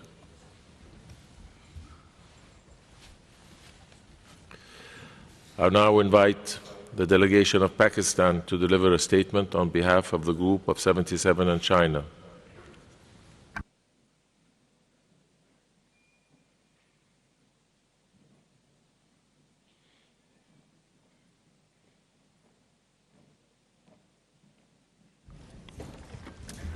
Good morning, Mr. President.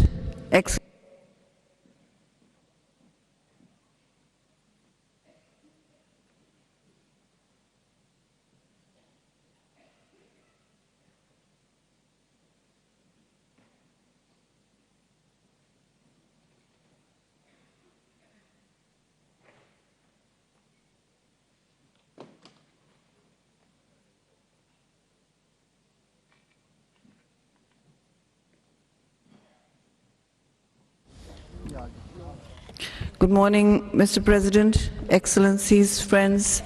Thank you for this opportunity. Mr. President, you promised us an implementation COP, and you delivered an implementation COP. So our congratulations to you and to all of us.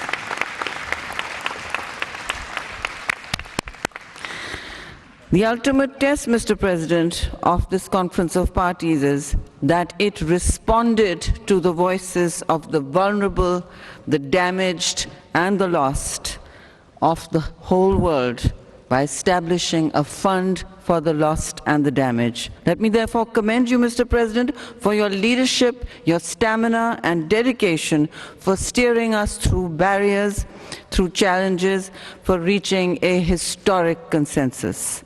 We have struggled for 30 years on this path, and today in Sharm el-Sheikh, this journey has achieved its first positive milestone. The establishment of a fund is not about dispensing charity. It is clearly a down payment on the longer investment in our joint futures. It is a down payment and an investment in climate justice.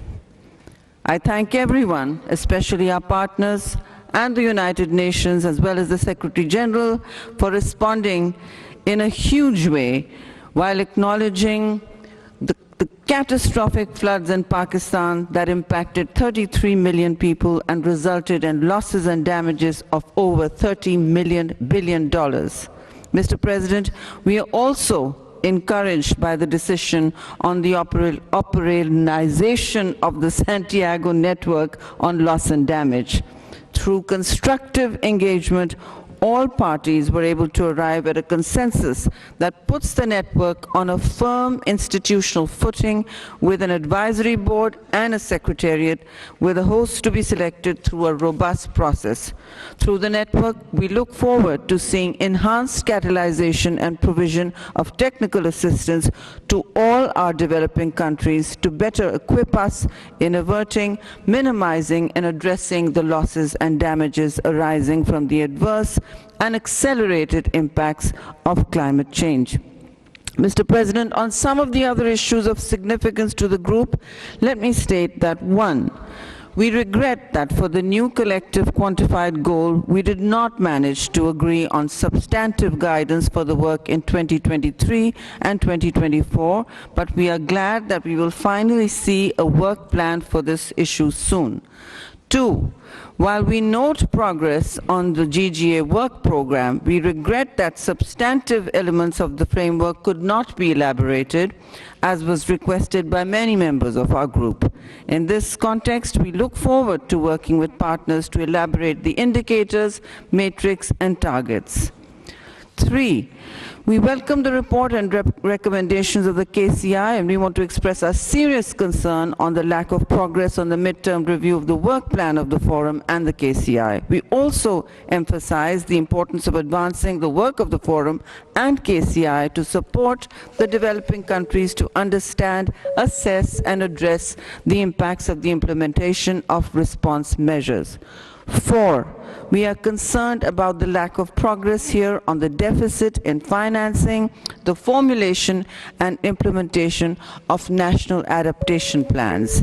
These are crucial tools for countries struggling to build resilience against climate stress. And finally, we welcome the first joint work program of the technology mechanism for 2023 to 2027 and look forward to its effective implementation with adequate and predictable financial resources assured by the developed countries. In the end, Mr. President, allow me to reiterate that the Group of 77 and China will continue to support the climate change negotiation process in forging common ground for reclaiming our planet for our today, our present, as well as our future generations. As the new Executive Deputy Secretary General just said, it is to 2030 we must all look, and this is the decisive decade for us. Thank you very much.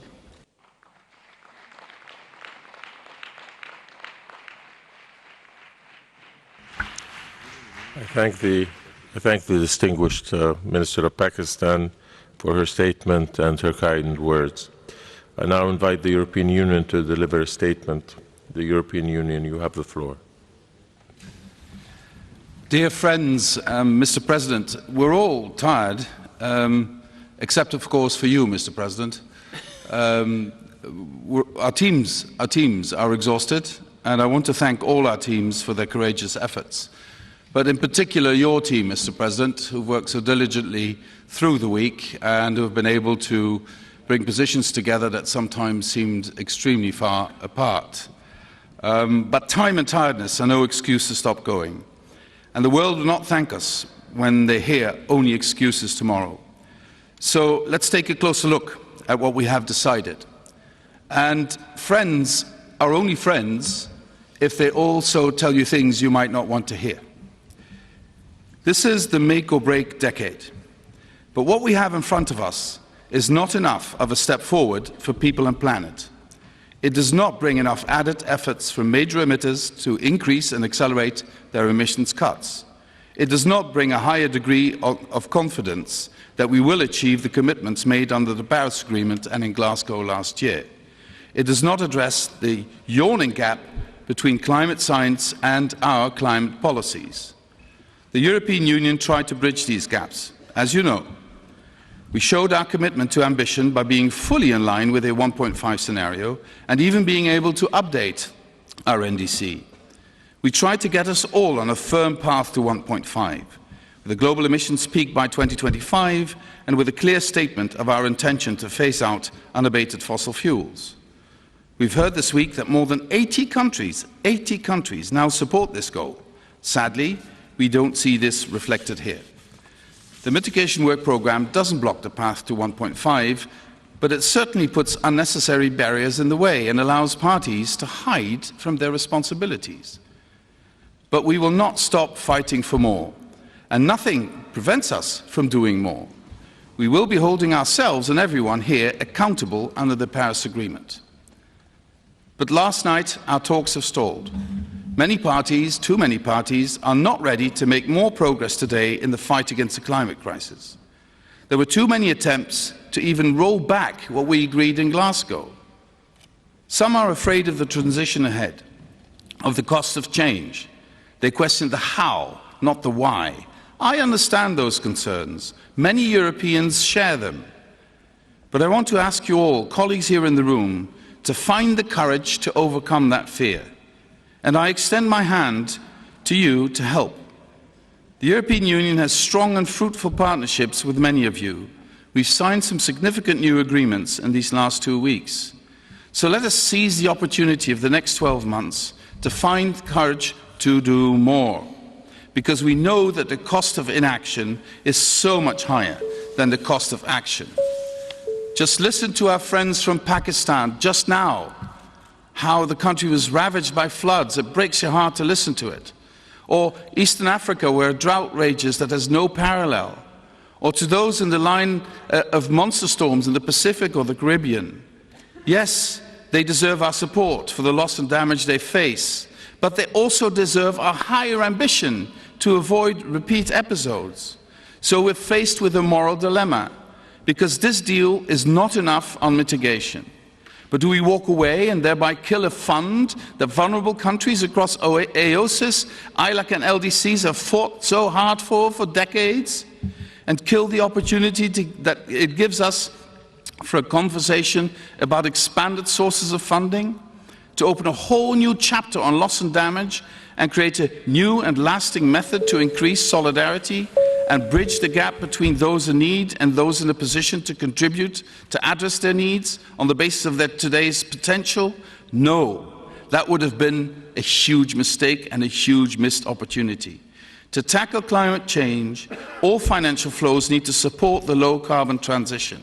The European Union came here to get strong language agreed, and we are disappointed we didn't achieve this. I strongly urge us all to roll up our sleeves and show to the world that the fight for ambition for a better future is not yet over. In fact, it has only just begun. My friends, we had to give up some of the things we wanted to help other parties and this process to move forward. And we can live with that. In fact, we are proud of our contribution to the creation of this fund that will serve the interest of those most in need of support. But I urge you to acknowledge, when you walk out of this room, that we have all fallen short in actions to avoid and minimize loss and damage. We should have done much more. Our citizens expect us to lead. That means far more rapidly reduce emissions. That's how you limit climate change, not wait and respond once the climate change has done its devastating effect. We've lost a lot of speed since Glasgow. We wasted a lot of time already, and our people and planet have no more time to lose. We pledge to pick up speed again, starting now and here, and regain the momentum we had in Glasgow. It is with that perspective that the European Union can, although reluctantly, agree to the proposals now on the table. We defended the ambition we set in Glasgow, and tomorrow we start preparing for COP28, because we are already living in a world of 1.2 degrees change, and it's already becoming unlivable for many, as we have heard so often this week. As many in this world can testify that this is their reality, because the world is watching us, and because they will not forgive us if we fail again to prevent the worst. Thank you, Mr. President.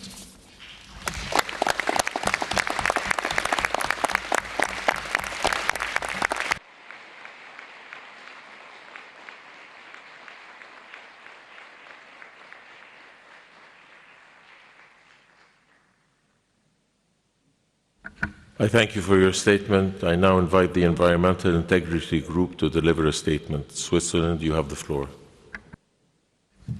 Thank you, Mr. President. In the interest of time, the Environmental Integrity Group will hand in its statements. Thank you very much.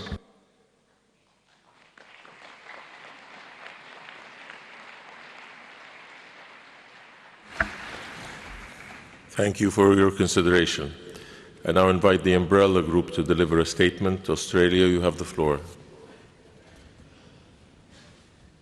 Mr. President and distinguished colleagues, Australia is pleased to speak on behalf of the following countries in the Umbrella Group: Australia, Canada, Japan, Iceland, Israel, New Zealand, Norway, Ukraine and the United States. Mr. President, we thank you and the Government of Egypt for hosting us in Sharm el-Sheikh. We note the rich and fruitful action agenda and program of events that no doubt will have had a significant impact in accelerating global action, climate action, and bringing the world together for implementation. Turning to the negotiations, Mr. President, the adverse impacts of climate change and the frequency of losses and damages is increasing in all regions. We've made historic progress at COP27 to establish new funding arrangements, including a fund, and to explore a broad range of ways to provide support to developing countries that are particularly vulnerable to the adverse impacts of climate change in responding to loss and damage. We welcome the progress made to operationalise the Santiago network and look forward to an open and transparent process for selecting the network's host next year. We welcome the reaffirmation at COP27 of our collective resolve to pursue efforts to limit temperature increase to 1.5 degrees. However, we must go further in light of the stark findings of the latest science, including by recognising that global emissions must peak by 2025 to keep 1.5 degrees alive. We express grave concerns with the findings of the UNFCCC synthesis report, which indicates we are not on track to achieve the Paris Agreement's temperature goals. Aligning with this trajectory will require an urgent acceleration of our efforts. Parties, we must turn resolve into action. While we welcome the agreement to a new work program to urgently scale up mitigation ambition and implementation in this critical decade, we are deeply disappointed that some parties have sought to constrain the ambition of this work program. We cannot decide to do less. Parties, the coming years will be crucial and we must take every opportunity to accelerate our efforts. The mitigation work program provides an important opportunity for building momentum, promoting investment and collaboration. We look with expectation to strong outcomes under this work program. On the Glasgow Sharm el-Sheikh work program on the Global Goal on Adaptation, we've set in place a robust approach to our ongoing work in 2023. We've made good progress and look forward to working with parties to deliver a framework on assessing progress towards the GGA at COP28 that can support global resilience. We welcome the guidance agreed on Article 6, which will be important to support integrity in international carbon markets. We are hopeful that the work we have completed here will help unlock emissions reductions beyond what countries can deliver on their own, and we look forward to continuing the work to ensure integrity under Article 6 at future sessions. On finance, we have made significant headway across our broad agenda. This includes important discussions on how we will focus and progress the work program towards a new collective quantified goal. We will continue our work to ensure our reporting and the work of the Standing Committee on Finance reflects the importance of high-quality climate finance and reaching the $100 billion goal as soon as possible. Parties, the scale of investment required to transition to net zero and a climate-resilient future is enormous, and we must accelerate efforts to align global finance flows with the goals of the Paris Agreement. In this regard, we welcome the Sharm el-Sheikh dialogue on Article 2.1c of the Paris Agreement. In keeping with the focus of COP27 on implementation, we extend our thanks to the high-level climate champions for their important work in highlighting the role of non-state actors in accelerating climate action and innovative solutions. Mr. President, we are grateful for your leadership here in Sharm and look forward to continuing to work with you and your team over the next 12 months to bring the world together for implementation. Thank you.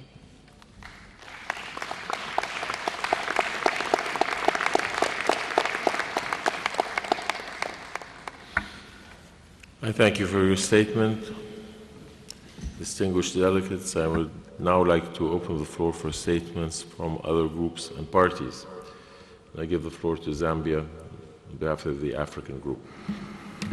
Mr. President, Excellencies, distinguished ladies and gentlemen, Zambia has the honor to deliver this statement on behalf of the African Group and aligns this statement with the G77 and China. Africa would like to thank you, Mr. President, for your able leadership and the manner in which you conducted the conference to enable us to reach an ambitious and balanced outcome.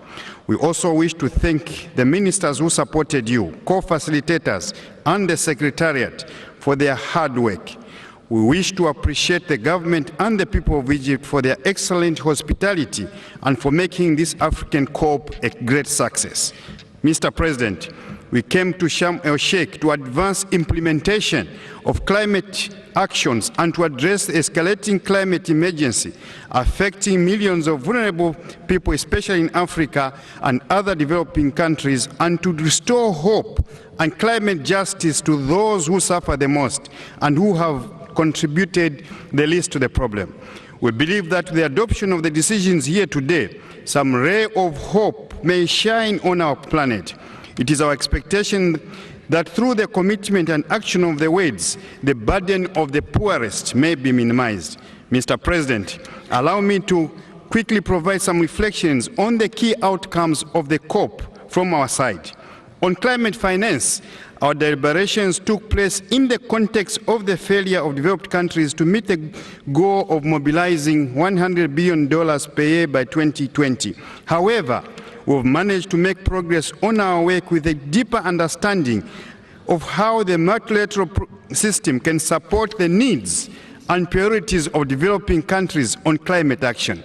In the years to come, we look back at the African COP as a pivotal moment in our joint commitment to ensure the Convention and the Paris Agreement's finance architecture is on track and is delivering.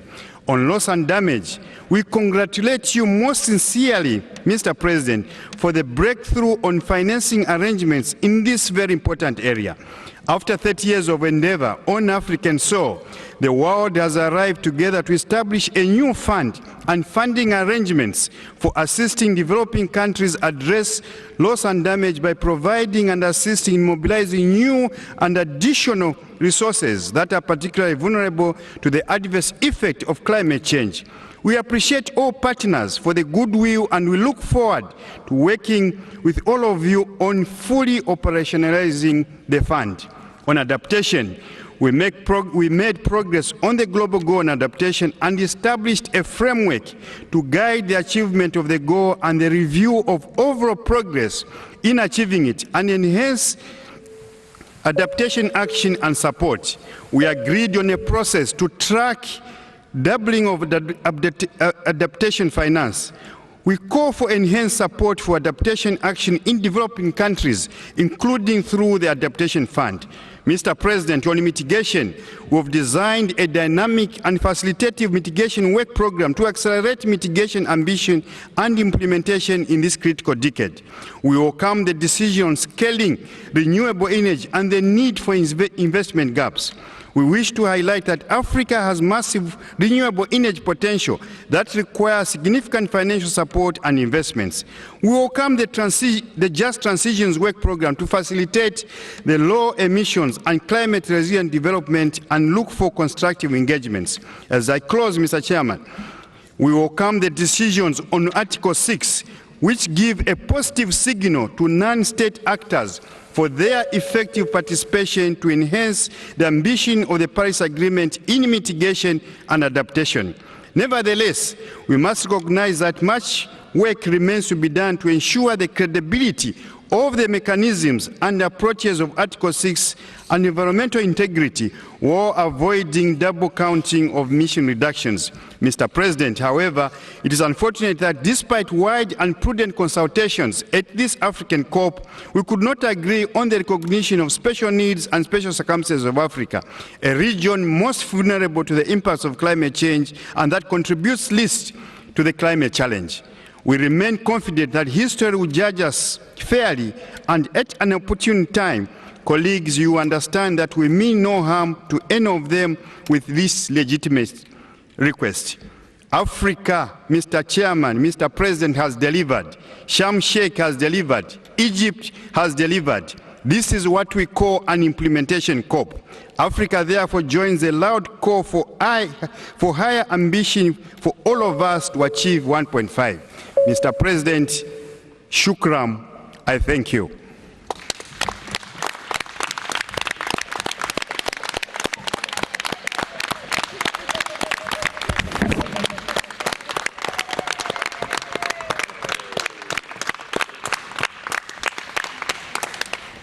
Thank you for your statement. I give the floor to Antigua and Barbuda on behalf of AOSIS. Mr. President, Excellencies, I speak on behalf of AOSIS in line with the statement delivered by Pakistan on behalf of the G77 and China. We sincerely appreciate the government of the Arab Republic of Egypt for hosting us and for pioneering a successful focus on implementation. This is the start. Today, COP27 took decisive action. Parties established a new loss and damage fund here and made history. This is the start of a new paradigm that truly accounts for the burdens of climate change. We live with climate impacts daily, and these impacts are becoming unbearable. It's a sad fact that the stark reality of human suffering around the world these past months due to climate change helped to strengthen our resolve here. Establishing this fund signals to the world that loss and damage will no longer solely be borne by those governments and people least responsible. Today is a step towards climate justice. Consensus does not mean harmonious agreement, and we acknowledge the flexibility shown by all parties.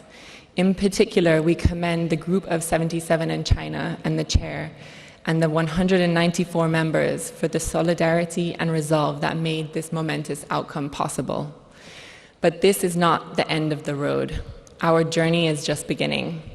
We call on all parties to work constructively to design and operationalize this fund over the next 12 months. It must be ready by the next COP. Parties should elect members to the Transitional Committee immediately and give clear mandates for them to get the job done. This loss and damage fund must become the lifeboat that we need it to be. But it is just a lifeboat nonetheless in a brewing hurricane.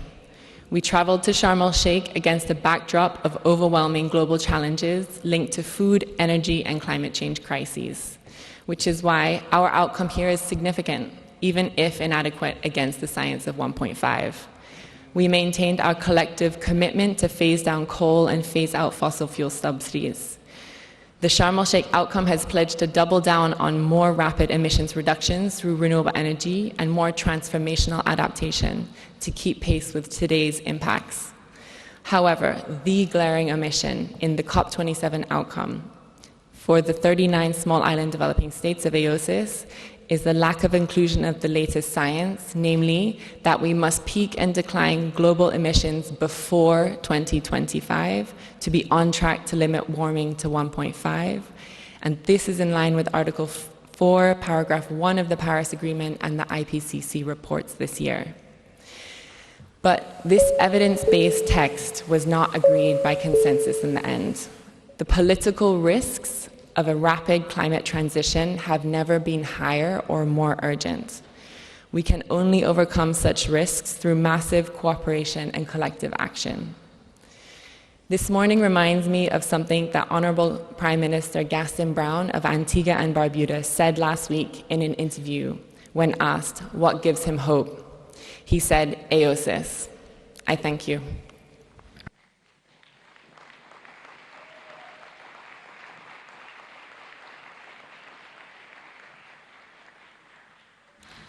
I thank you for your statement and give the floor to Senegal on behalf of the LDCs.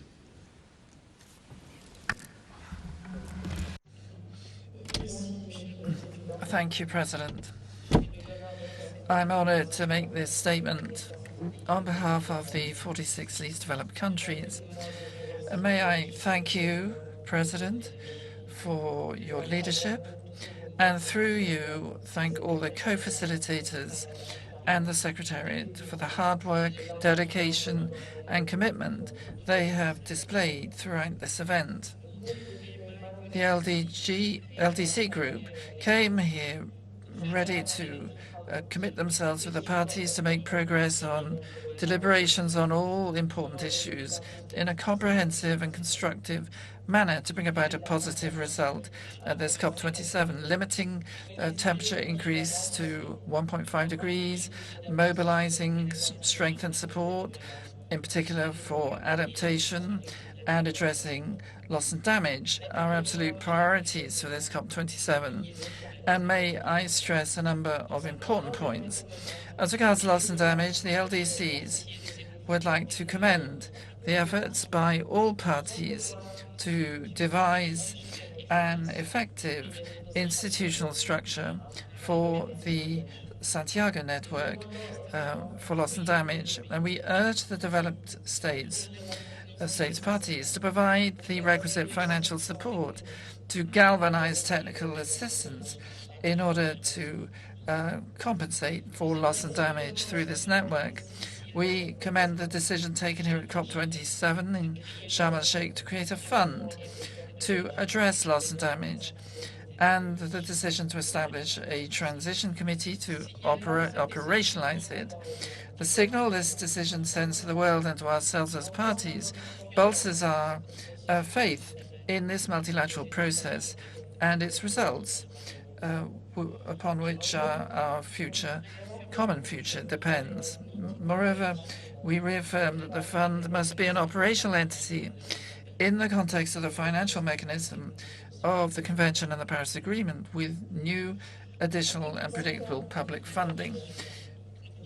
As regards mitigation, we take note of the agreement reached in the adoption of the work program to scale up the ambition's urgency and implementation for mitigation. And the work program must lead us to scale up further ambition regarding the 1.5 trajectory with support for the developing countries, especially LDCs. As regards adaptation, we would like to stress the need to help LDCs to develop and implement national adaptation plans. We wish to express how happy we are with the framework at this COP27 for the global adaptation goal. As regards funding, we would like to restate the importance of continuing work on defining climate finance in order to support the implementation of the new goal with sound transparency provisions, which will allow us clearly to track progress and achievements. We hope that between now and next year, the implementation of the 100 billion goal, which has been lagging since 2020, will be achieved, and we hope that major progress will be made in doubling the funding for adaptation between now and 2025.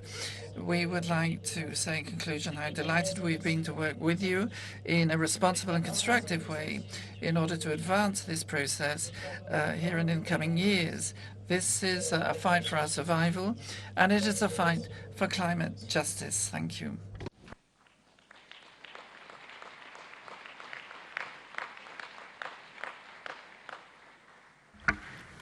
I thank you for your statement, and I'll give the floor to Saudi Arabia on behalf of the Arab Group.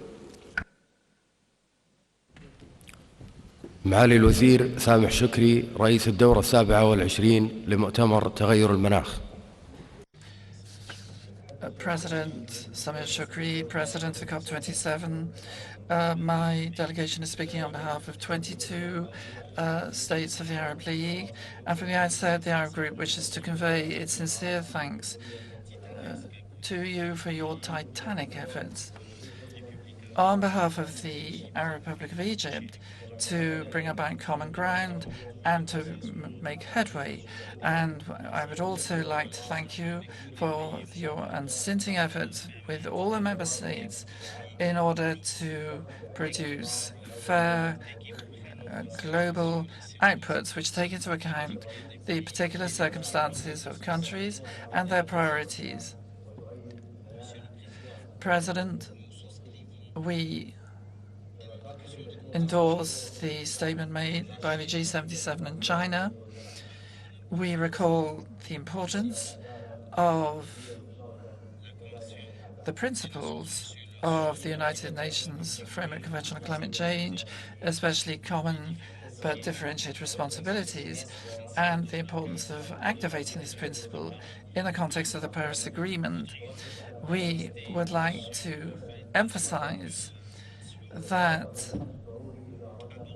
the Convention needs to address emissions and not the origin of the emissions. We can scarcely lose or miss an opportunity for reducing those emissions, whatever their source, and we must take every means and use every technical opportunity at our disposal. As regards adaptation, notwithstanding the fact that a year has elapsed since the launching of the Glasgow Sharm el-Sheikh adaptation program, which seeks to bolster adaptation capacities, we have to wait for next year to see an improvement in the results of this program and the definition of new results for the program in accordance with its objectives. With respect to mitigation, we hope that the mitigation work program will be an opportunity to exchange experience and establish a dialogue in order to find new forms of support. And we must also find such means of support because that is where those resources are needed to activate the Paris Agreement. We also stress the importance of this program providing support for mitigation efforts, especially as regards carbon neutrality. As for the global inventory, the Arab Group hopes that we will have a balanced, holistic and collaborative approach leading to ambitious results for mitigation. The Arab Group stresses the importance of dialogue, reflecting and taking into account the Paris agreements and taking into account as well the work which has been done on the global inventory. And we hope that results will be successfully achieved at the COP28. The Arab Group nonetheless expresses its deep concern regarding the failure to respect the decision on the midterm review of the Katowice expert group forum in order to continue progress next year and to achieve the desired results. We need to redouble our efforts in order to bring about a better future for developing states.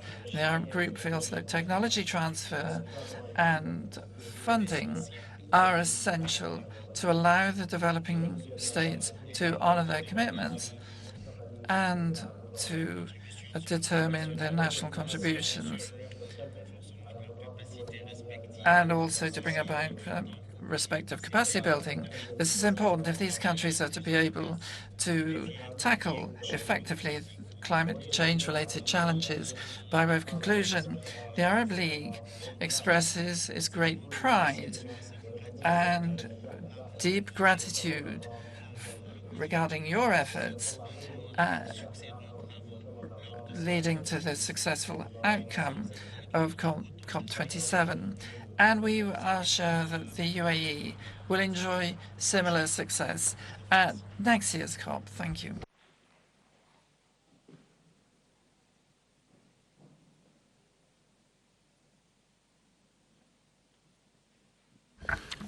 I thank you for your statement, and now give the floor to Bolivia on behalf of the LMDCs.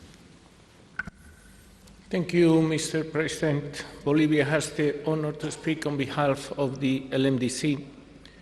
We associate ourselves with the statement made by Pakistan on behalf of the G77 and China.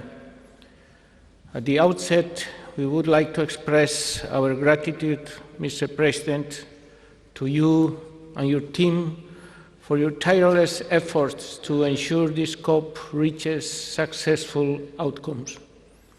We would also like to commend you on the transparent and conclusive process that you have followed throughout.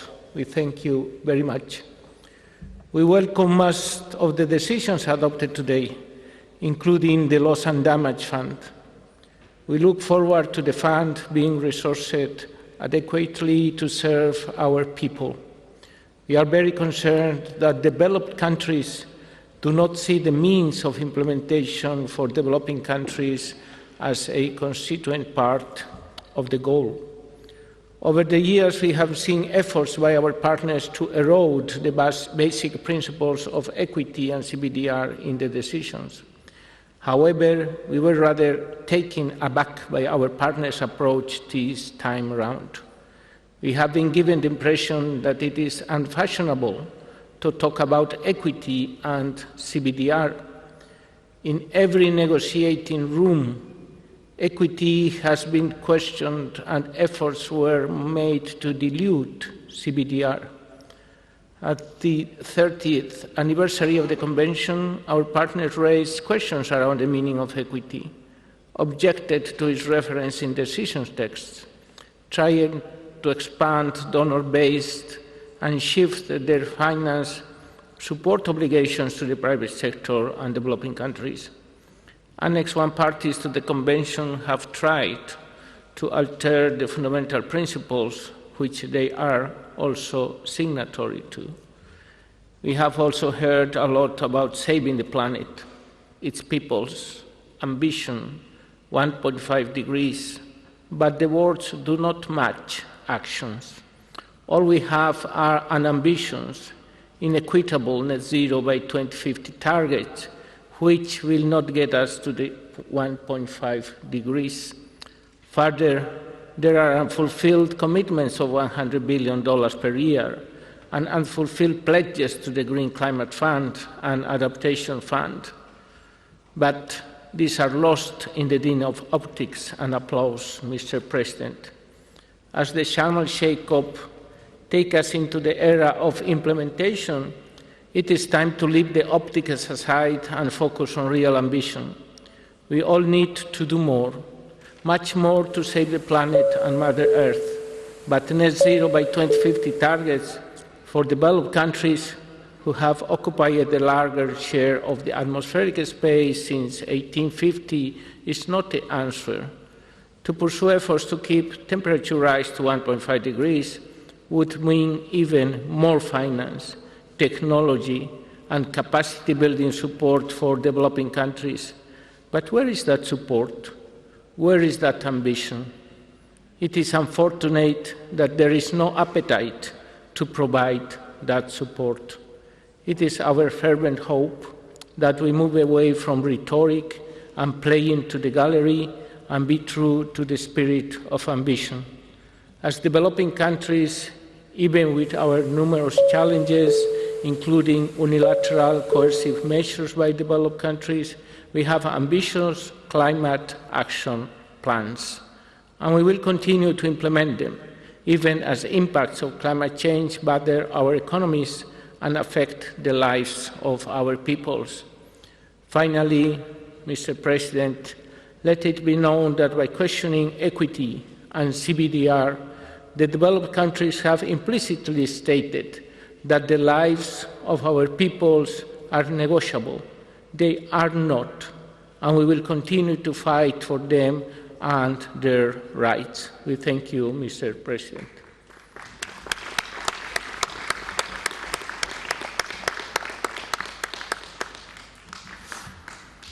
I thank you for your statement. I give the floor now to Venezuela on behalf of ALBA.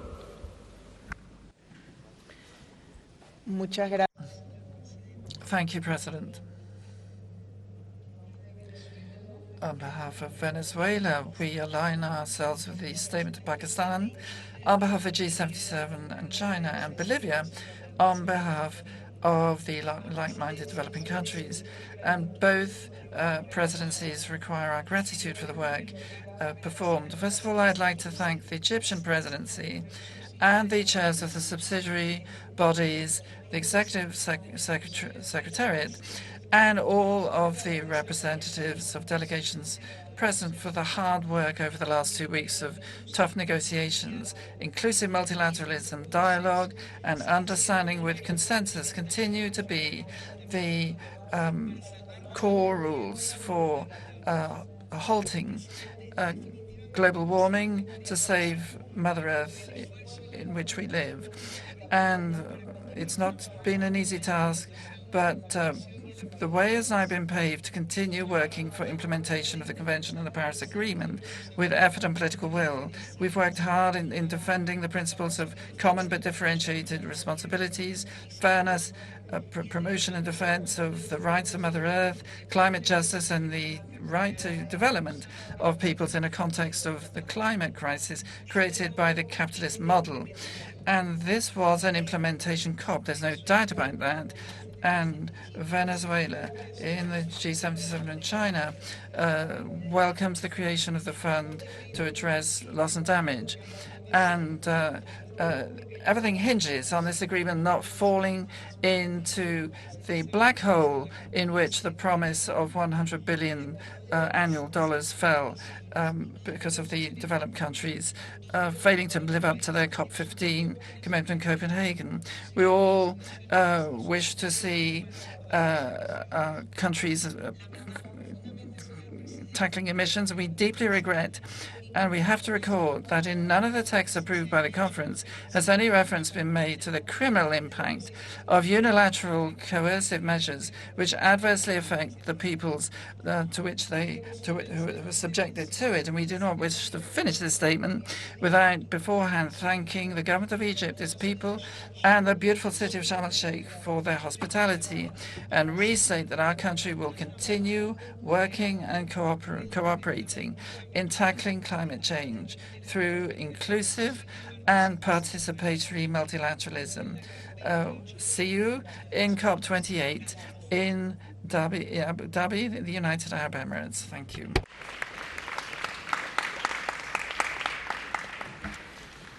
I thank you, and now give the floor to Colombia on behalf of ILAC. Thank you, President.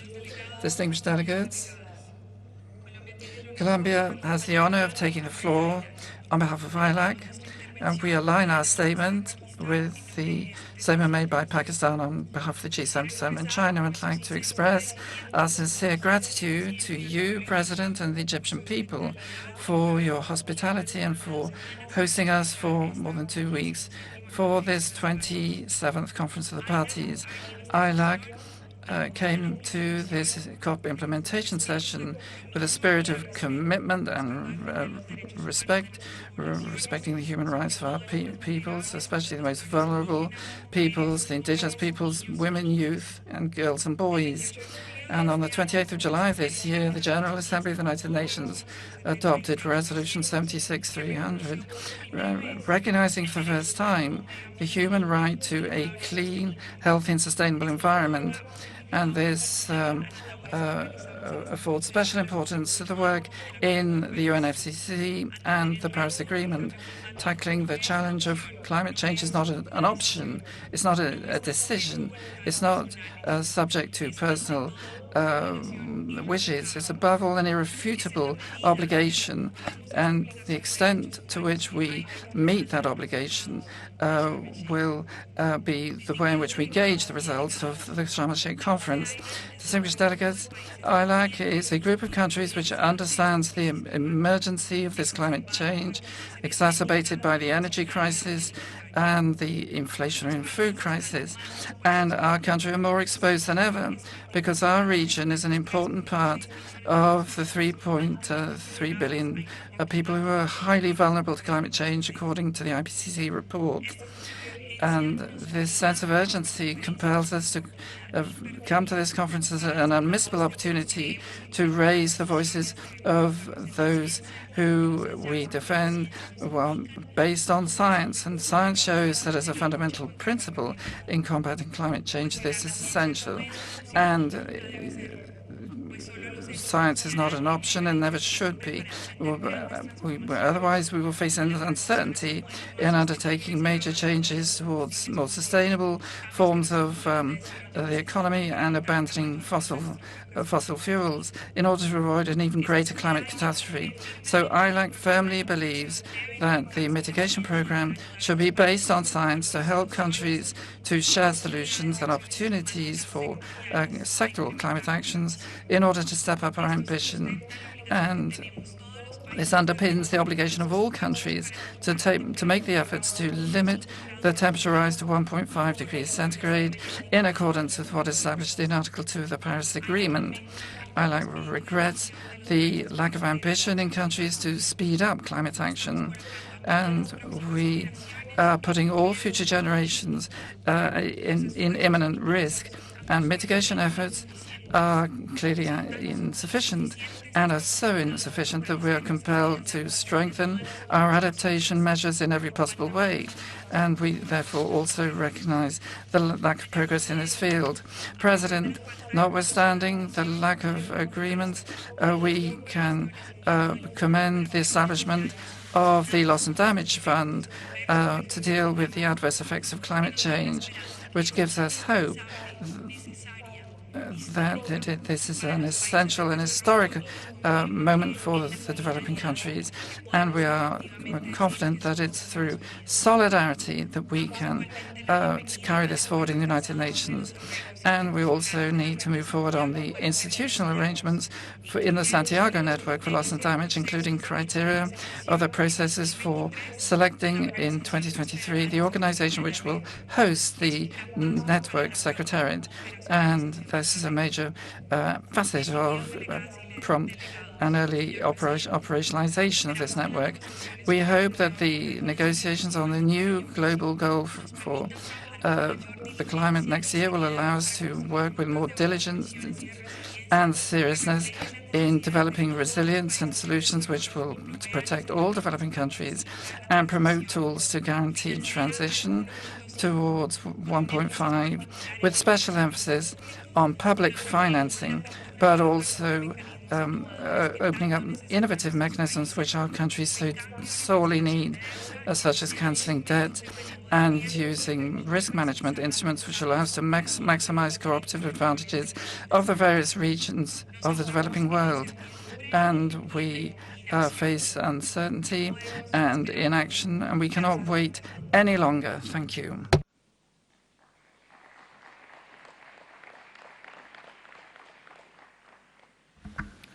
I thank you. I give the floor to Papua New Guinea on behalf of the Coalition of Rainforest Nations. Mr. President, Excellencies, distinguished delegates, I'm honored to speak on behalf of the Coalition of Rainforest Nations. Let me begin by aligning our remarks with that made by the distinguished delegation of Pakistan on behalf of the Group of 77 and China. Mr. President, it has been a challenging COP27 given the important issues at stake for all of our delegations, as reflected by the closing of this conference today. We acknowledge your leadership and also for the flexibility shown by the parties. Our coalition is grateful for our collective efforts that has enabled us to conclude this process. The conference has been boldly pronounced as an implementation COP.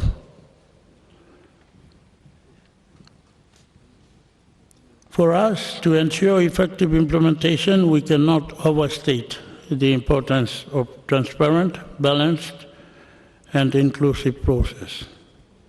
All parties must recognize the latest scientific findings that current actions and commitments as reflected in the NDCs are not aligned with the achievement of the Paris Agreement goals.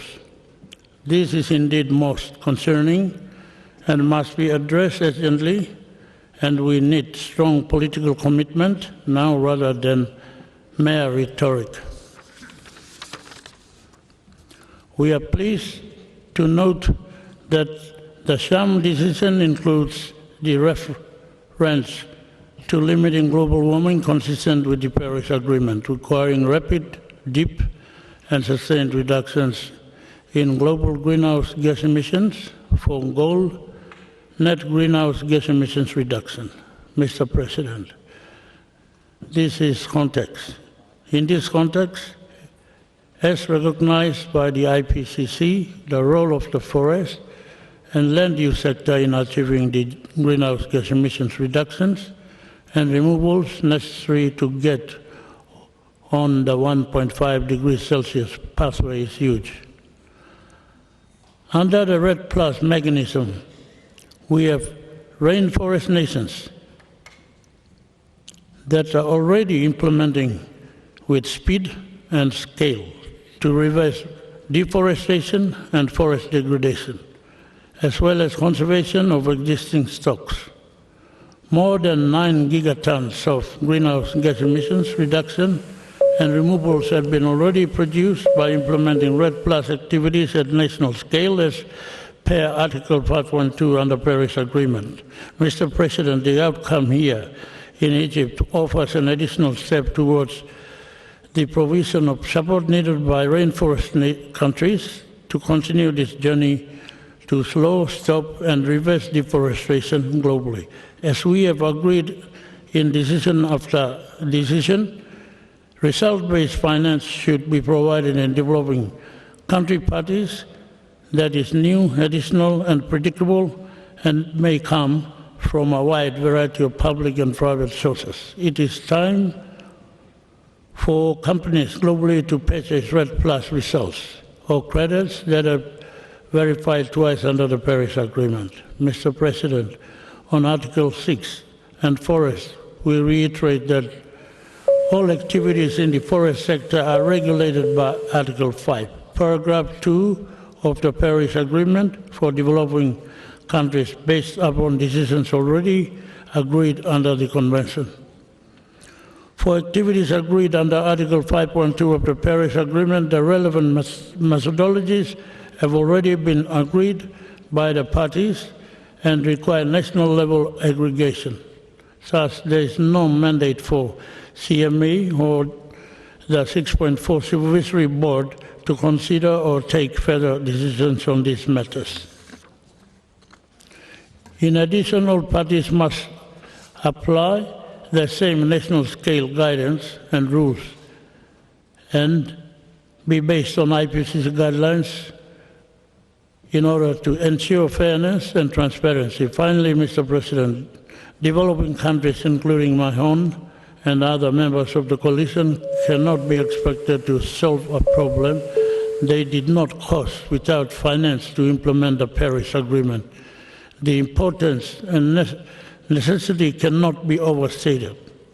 In closing, our coalition would like to congratulate you and your team and all parties for the efforts undertaken in the past 2 weeks, and is looking forward to continue working constructively with you and all on the road to Dubai. Thank you, Mr. President.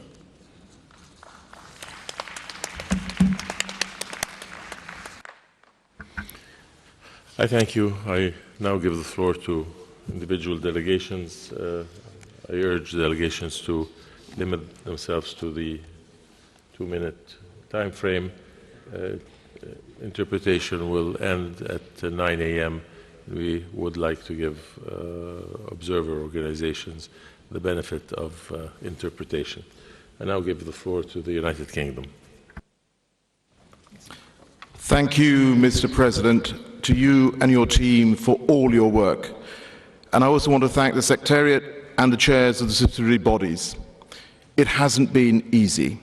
But I want to begin by recognizing the progress on loss and damage. This is historic. The decision that we have taken here has the potential to support and increase that support for the most vulnerable. And I very much welcome that. And the scale and the range of needs will require contributions from the widest range of sources and parties. Of course, the critical work now lies ahead to ensure that potential is realized. But friends, and I have to say this is not a moment of unqualified celebration. Many of us came here to safeguard the outcomes that we secured in Glasgow and to go further still. In our attempt to do that, we've had a series of very challenging conversations over the past few days. Indeed, those of us who came to Egypt to keep 1.5 degrees alive and to respect what every single one of us agreed to in Glasgow have had to fight relentlessly to hold the line. We've had to battle to build on one of the key achievements of Glasgow, the call on all parties to revisit and strengthen their nationally determined contributions. We have ultimately reiterated that call here. And it is critical that commitment is delivered by all of us, including by the major emitters in this room who did not come forward this year. But we also wanted to take definitive steps forward. We joined with many parties to propose a number of measures that would have contributed to this. Emissions peaking before 2025, as the science tells us, is necessary. Not in this text. Clear follow-through on the phase-down of coal. Not in this text. A clear commitment to phase out all fossil fuels. Not in this text. And the energy text weakened in the final minutes. Friends, I said in Glasgow that the pulse of 1.5 degrees was weak. Unfortunately, it remains on life support. And all of us need to look ourselves in the mirror and consider if we have fully risen to that challenge over the past 2 weeks. Colleagues, I will not be in the UK chair at COP28 when our ambition and our implementation is tested in the global stocktake year. But I assure you, indeed I promise you, that if we do not step up soon and rise above these minute to midnight battles to hold the line, we will all be found wanting.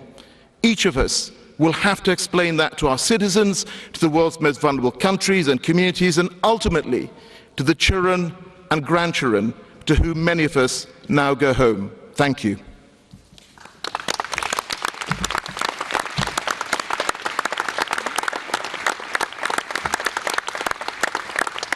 I thank Minister Sharma for his statement and recognize the important role that he played in presiding over COP26 and during the year up to COP27. And I thank him for the support that the Egyptian presidency received from him and his team all through the transition from one presidency to another. Thank you very much.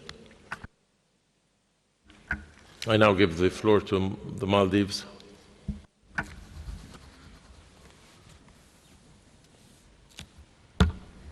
Thank you, Mr. President. This has been a tough COP. We fought hard and we moved the world on funding for loss and damage. I recognize the progress we made in COP27, particularly on the agenda item on funding arrangements for loss and damage. This is a historic moment for the people and for the planet. It's a win for the multilateral system as well. I'd like to take a moment to thank our family of AOSIS and the G77 and China for their unrelenting fight to place funding arrangements for loss and damage on the agenda. I'd like to also thank our friends in the developed world for the openness and collaborative spirit during these past couple of weeks. Loss and damage is a complex issue. The impacts are immediate, medium, and long-term. We need a mosaic of solutions to address this. By establishing an international system dedicated for supporting loss and damage response, by applying the lessons we have learned from the existing system, we can transform the way we think about climate finance. The outcome establishes an unprecedented approach for the COP in the context of its extending its invitation for collaboration with the global financial system. Often we think of addressing global problems in a very polarized way, like dividing the world into global north and global south. But climate change is transboundary in nature, and it can only be resolved through dialogue. It can only be resolved through engagement and cooperation. Today is one of those days. Today, we have built a new compact of trust. I want to continue to live in the Maldives. I want my 2-year-old girl to also grow up in the Maldives. Having the funds flow to climate adaptation will help us enough resources to ensure that our children have good education, access to healthcare, and other development priorities for the Maldives. Colleagues, let me also reflect on the mitigation ambition that we have discussed here. We are just a meter above sea level. Every fraction of degree in increase in temperature and every millimeter of sea level rise threatens our existence. We made it clear over the past 2 weeks that mitigation ambition was a cornerstone of our outcomes here at COP27. I am disheartened we did not get there. Why are we trying to address loss and damage? Because we have failed on mitigation and adaptation. The climate clock I have here next to me says the tipping point is 1.5.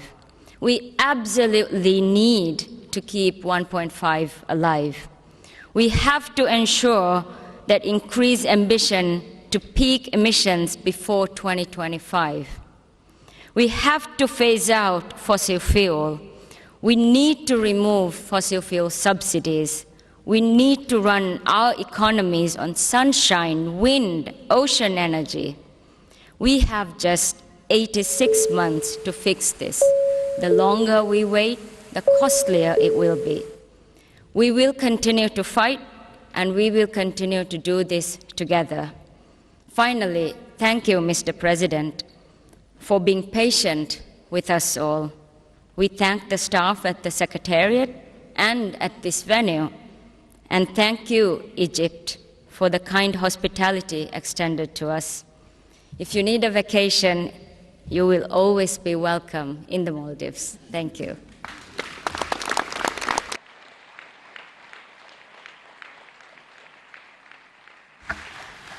Thank you. I call on Japan.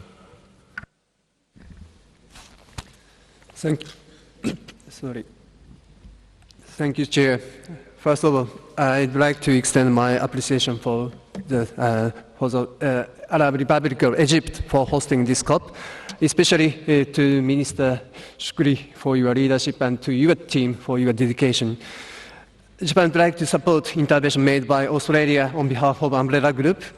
At COP27 here in Sharm el-Sheikh, many important agenda items such as mitigation work program, Glasgow Sharm el-Sheikh work program on global goal on adaptation, Article 6 and Santiago Network, as well as funding arrangement responding to loss and damage, delivered successful outcome, and this is very great achievement. In particular, the adoption of funding arrangement responding to loss and damage was the achievement by each party's strong intention to work on support for loss and damage, and Japan would like to commend the goodwill and compromise shown by the party. However, I have to say that it is regrettable that discussion this time focused only on funding for loss and damage and we consider that the existing efforts and initiatives for some damage are not properly taken into account and acknowledged. As our minister stated in his statement, Japan stands with vulnerable countries to loss and damage. Japan has working on support related to loss and damage to date, and this time Japan has announced assistance package for averting, minimizing, and loss and damage, including the launch of a new and additional initiative to promote the development of early warning system in Asia-Pacific region. Japan will continue to provide comprehensive assistance to developing countries in the areas of loss and damage. The decision to establish a fund alone will not solve the problem of loss and damage in its entirety. True, the new fund is expected to assist development countries that are particularly vulnerable, as specified in the decision. Furthermore, as an interim item for discussion by Transition Committee, it is necessary to expand source of funding. Here, Japan underlines the effort both within and outside the UNFCCC are important.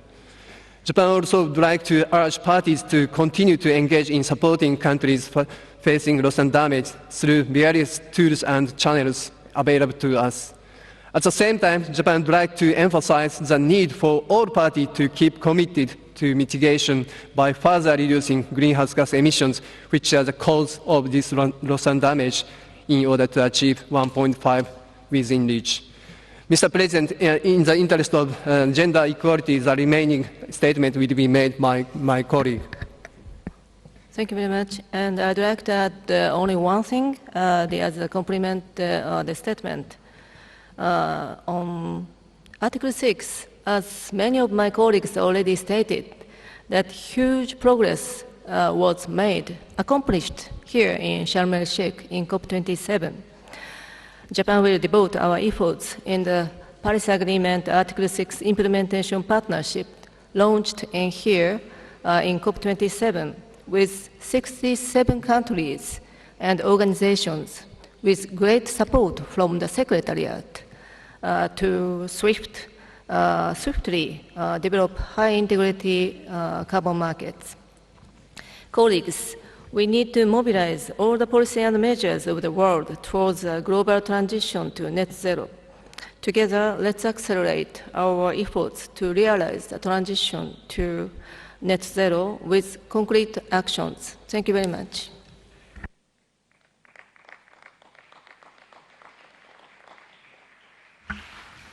I thank you for your statement, and I'll give the floor to Turkey.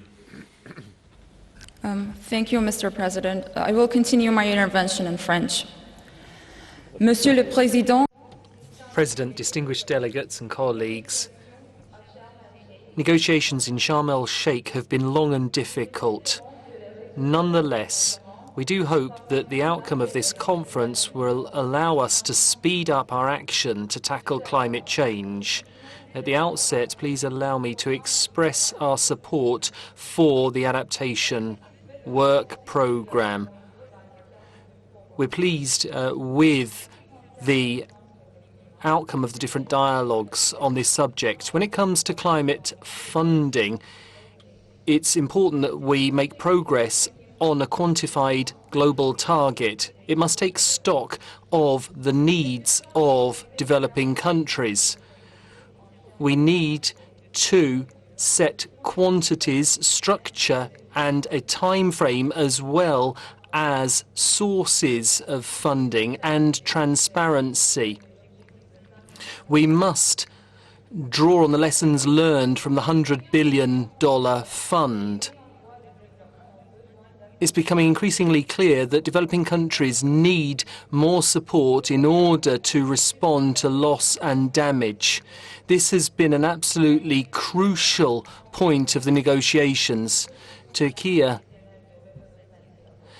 supports decisions taken with regard to the Santiago network. We must take action to reduce and remedy loss and damage associated with the impacts of climate change. Turkey will work alongside other parties to work on global adaptation goals.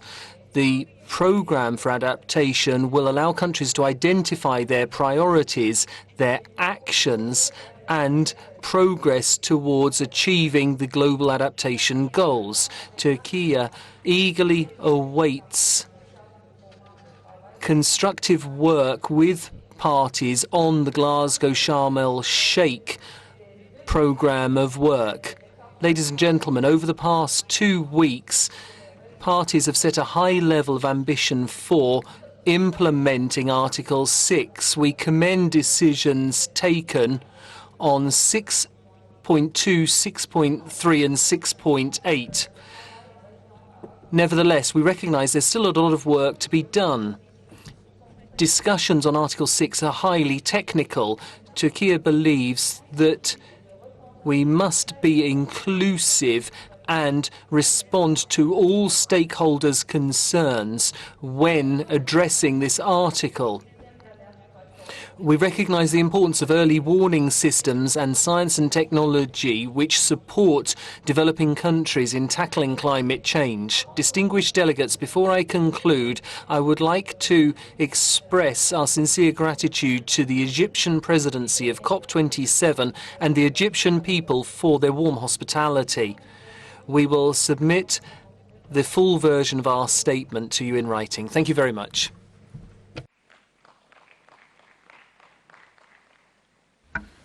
I thank you and give the floor to Nigeria.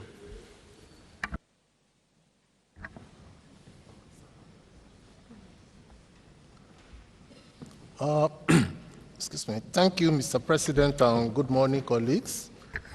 Mr. President, Nigeria wishes to align with the statement made by the distinguished delegate from Pakistan on behalf of the Group of 77 and China, and the distinguished delegate from Zambia on behalf of the African Group. Our statement will be general and brief since the chair of African Group has critically identified areas of our concerns in Africa. Mr. President, Nigeria would also like to once again appreciate the government and the people of Egypt for hosting another African Cup and for the excellent arrangement that have facilitated our networking, discussions, and interactions during COP27. The African hospitality is demonstrated by the government and people of Egypt remains unparalleled. Please accept, Mr. President, and your team, our hearty congratulations for the successful outing as far as this COP is concerned. While appreciating your effort and doggedness in getting consensus among several parties with divergent social, economic, and environmental issues back at home, may I quickly remind you of the emotional leading voice of the young lady Rihanna from Ghana, who addressed the delegate during one of your Excellency's consultation on Friday afternoon. Mr. President, distinguished delegate, our voice represents millions, if not billions, of young children from all over the world, developed and especially from the developing countries, who are much more vulnerable to the impact of climate change. She mentioned countries recently ravaged by flood hazard. Nigeria was not spared of the destructive flood hazard in the last 2 months, which resulted in loss of almost 1,000 lives. Properties and agricultural products were damaged. Many who were lucky to survive are now located in several established IDP camps. Hence, the establishment of Fund for Loss and Damage is a welcome development within the climate change process to cater for the adaptation to the impact of climate change. Mr. President, what more evidence do we need to establish that the impact of climate change have resulted into losses of both human lives and damaged physical environment as well as social and economic infrastructure in both developed and developing countries? Of course, and as we all know, the impact are much more felt in the developing countries and Africa because the regions are much more vulnerable to the impact of climate change. 27 years after the United Nations Framework Convention on Climate Change and other allied climate change treaties were negotiated and adopted, here we are, still passing buck in terms of who is to take and what action to be taken to mitigate climate change and its impact. Mr. President, the world is waiting. and the people's attention is being focused on the outcome of our engagement here in Sharm el-Sheikh, Egypt. Luckily enough, we have had a successful outcome. Distinguished colleagues, the text considered and adopted are the outcome of a critical engagement among parties in more than 2 weeks of strenuous work during this COP. The question we should ask ourselves here is whether the content for action represents the desired hopes and aspirations of the people of the world. Not enough until these contexts are implemented. Yet, in the spirit of give and take and for the successful outcome of COP27, Nigeria would like to appreciate your dedicated effort, Mr. President, to have obtained convergence of views from parties as expressed in the text considered and adopted. We also appreciate the understanding of our negotiating partners towards achieving success in this COP. Distinguished delegate, in conclusion, we do not have to hold the view that the world is not ending tomorrow, and that there is time at our disposal to act. Any such view will confirm the expression of the UN Secretary General during the opening ceremony of COP27, that if we refuse to take action now, we are all on the express way to hell. God forbid. Hence, the time to act is now. Thank you, Mr. President. I thank you. I give the floor to Indonesia. Thank you, Mr. President. Mr. President, Executive Secretary, distinguished delegates, at the outset, I would like to join other distinguished delegates in thanking the government of the people of the Arab Republic of Egypt for successfully hosting this conference. Also for the hospitality of the people of Sharm el-Sheikh, and for the presidency for its able leadership and strong commitment in guiding us through this challenging and important process in our effort to address the devastating impact of climate change. And we also wish to express my delegation appreciation to UNFCCC Secretariat, all chairs, co-chairs, and co-facilitators, as well as to all parties and observers for their hard work. Mr. President, Indonesia associates itself with the statement made by distinguished delegate of Pakistan on behalf of G77 and China, and would like to add the following in our national capacity. When we start this journey almost 2 weeks ago, we have set our goal and ensure our constituents that we make sure that this year COP is implementation COP. And today, I believe that we are on the right track. Indonesia welcomed the text on the overarching decision presented to parties. The text, Sharm el-Sheikh Implementation Plan, highlights important points that is crucial in our way forward in strengthening our mitigations and adaptation action, particularly in establishing fund and its financing mechanism for loss and damage. Yet, regretfully, other important points still need to be concluded in next sessions. Of course, it is not perfect. Nothing is. There is a room for enhancement, for dialogue, as well as for coordination and collaboration. Indonesia continue its enhanced climate action and stand ready to collaborate. We look ahead toward the future and next COP that more progress, more ambitious, and more concrete result based on a party-driven process, transparency, and inclusive, essential in ensuring that no parties left behind. Together for implementation. Thank you, Mr. President, and congratulations.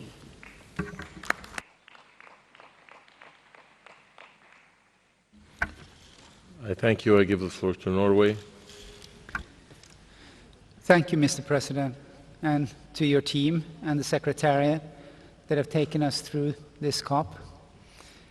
We have succeeded on finding a way forward on funding arrangements for loss and damage by establishing the fund, which we welcome greatly.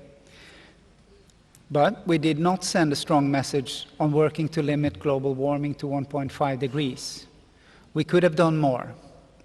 In light of science and the insufficient strengthening of NDCs, this is regrettable. We believe that must change. Our cooperation must result in stronger efforts in fighting the root cause of climate change. Therefore, towards the next COP, we need to work better to implement the commitments and goals we have set for ourselves. I now give the word to our youth delegate. Dear world leaders, today I am disappointed, sad, and angry. Speaking on behalf of the youth, I ask you, where is the urgency? Where is the crisis management? This has been a year of climate disasters and climate deaths. But we are not doing nearly enough to prevent these disasters and worse ones to happen again. This is not about politics. This is about humanity.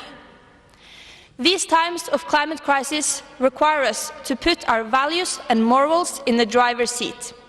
We cannot let ourselves be guided by pragmatism or fear, but by our visions for a better world for our people. We need you to be brave. We need you to do absolutely everything in your power. If you don't act now, it might be too late for us to right your wrongs when we inherit your seats. We expect to see all of you leading by example. We expect more because the alternative to radically upscaling ambition and implementation now will create a world none of us want to live in. Dear world leaders, we are facing an existential crisis of climate change. Now is the time to decide if you want to be tomorrow's villains or heroes. Thank you.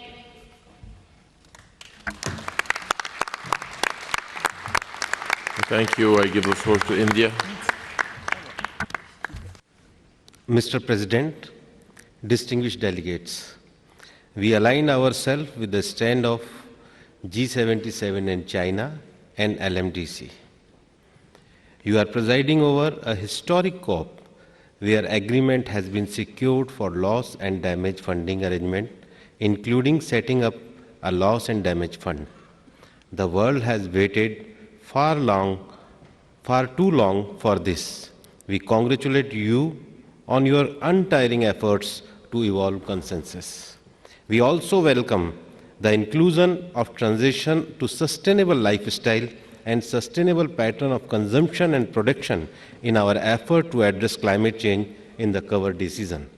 We note that we are establishing a 4-year work program on climate action in agriculture and food security. Agriculture, the mainstay of livelihood of millions of smallholder farmers, will be hard hit from climate change. So we should not burden them with mitigation responsibilities. Indeed, India has kept mitigation in agriculture out of its NDCs. We are also establishing a work program on just transition. For most developing countries, just transition cannot be equated with decarbonization, but with low carbon development.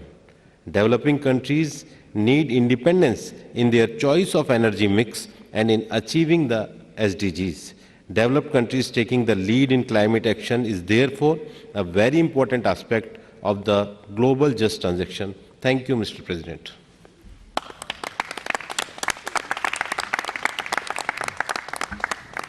I thank you. I give the floor to Marshall Islands.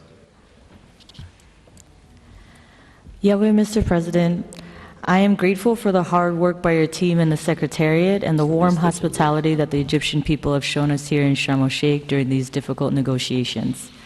I align myself with the statements of AOSIS and the G77 in China. The decision to establish a loss and damage response fund is historic. It is based on years of hard work by vulnerable countries. This must be celebrated, and I am proud that this has been achieved. I know that small island developing states are ready to work hard to get the fund operationalized quickly. We have no time to waste.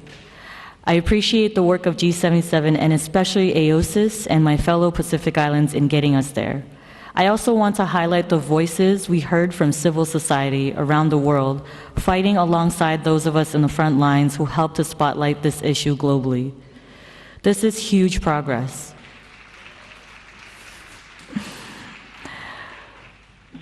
This is huge progress. But we are also not doing enough to prevent the loss and damage that is already affecting us, and will only get worse if we fail to reduce emissions.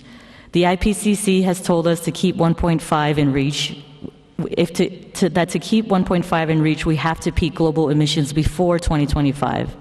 This is knocking on our door. I am deeply disappointed that we have failed to reflect this fact. This outcome was not enough.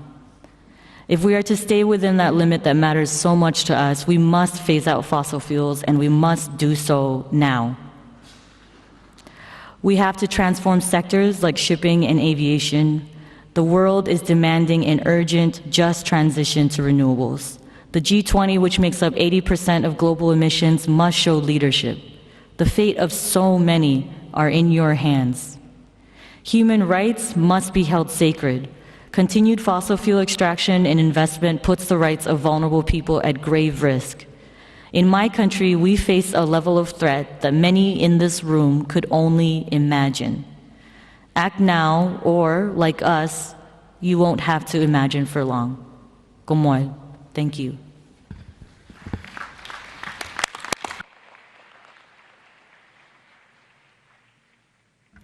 I thank you. I give the floor to New Zealand. Wa tēnā koutou katoa, ngā mihi nui kia koutou. Good evening and thank you, Mr. President. Mr. President, I wanted to start by acknowledging the strong role that the Pacific Island states have played in this COP.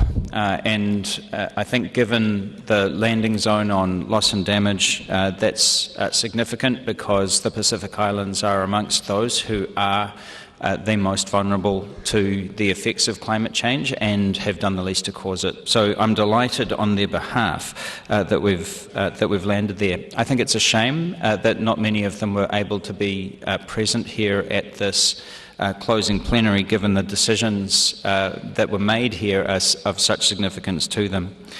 Of course, first and foremost amongst those is the decision around loss and damage funding and the mosaic of arrangements, including a fund.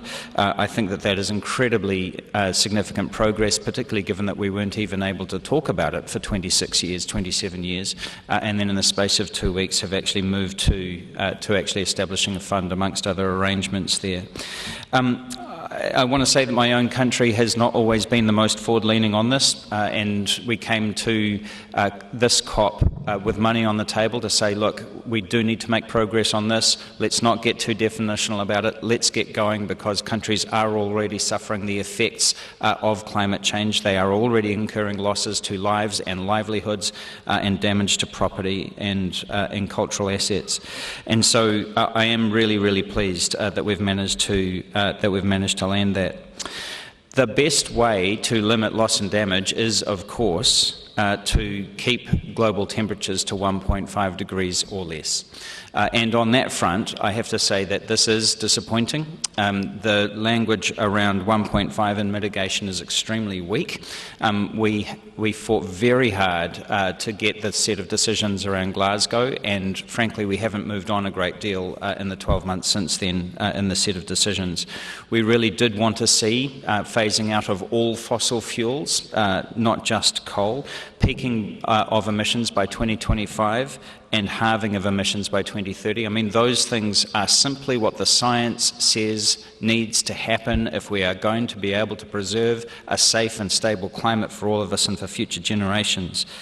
And so, my experience this week has been that there are still parties who are stuck in a state of denial or delusion about the scientific reality of the climate crisis that is already gripping us, not just in the most vulnerable countries, but all around the world.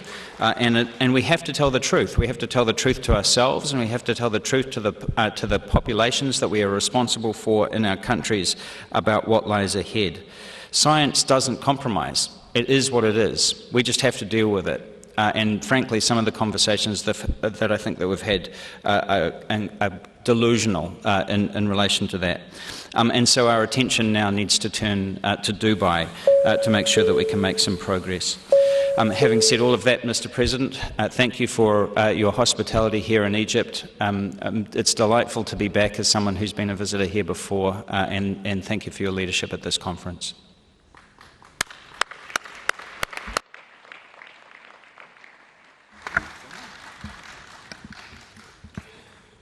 Thank you very much. I give the floor to Tuval.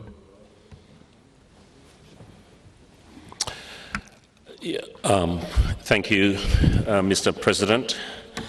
Tuvalu aligns itself with the statement by Antigua and Barbuda on behalf of AOSIS. I am, and I believe all of us are so relieved that we can now go home and catch up on lost sleep, but also relieved that we have finally delivered an historic landmark decision through the Loss and Damage Fund.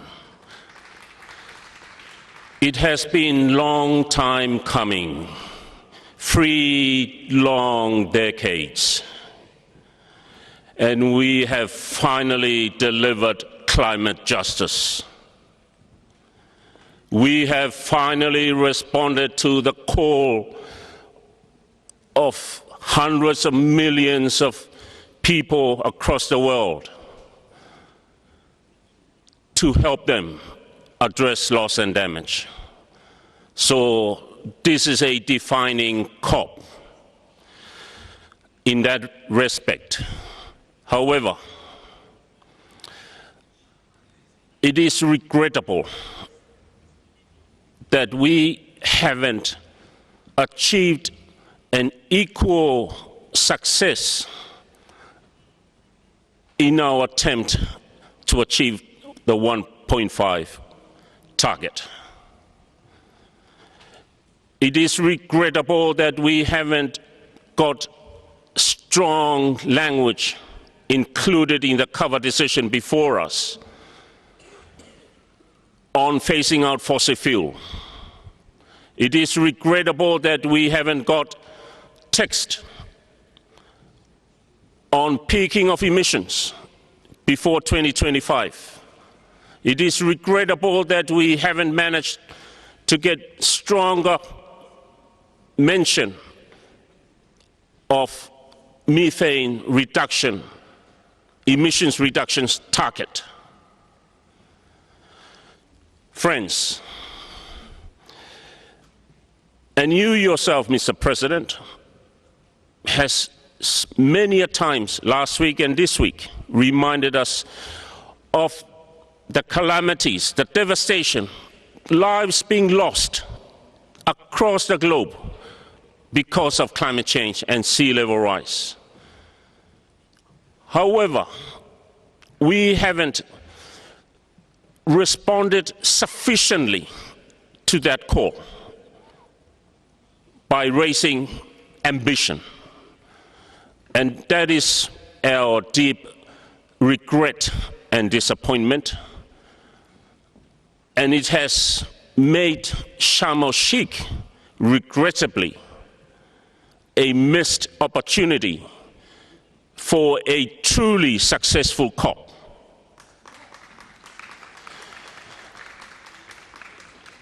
Friends, we have much work ahead of us, beginning from tomorrow and leading on to Dubai for COP28. And I call on everyone to continue our journey to achieve that moving target of 1.5. We have heard the majority of parties, over 80 countries attending this COP, voicing their concern and support for stronger mitigation action. But that is not reflected in the cover decision before us. And that is our challenge for the next 12 months leading to Dubai, that I call on friends, let us work towards that 1.5 target come COP28.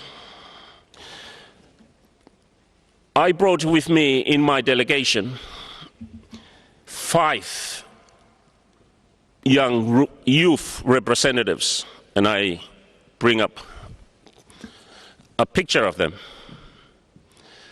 And some of you may have seen and witnessed them performing in the halls, corridors of this facility.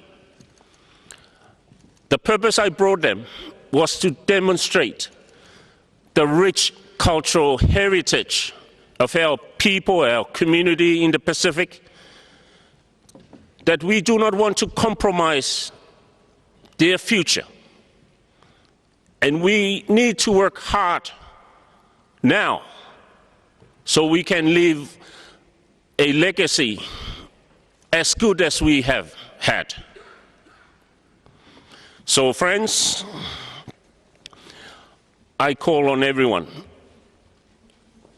We are on this canoe together and journey together to achieve our 1.5 by COP28. Thank you, Mr. President.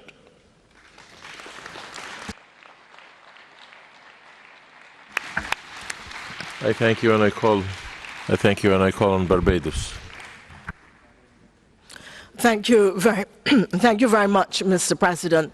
I start by extending to you, sir, and your team the appreciation of Barbados for your work and for your efforts to bring us here this morning, here after a long journey and a long night. I have now been on this campus, like many of my colleagues, still here for 24 hours straight without leaving.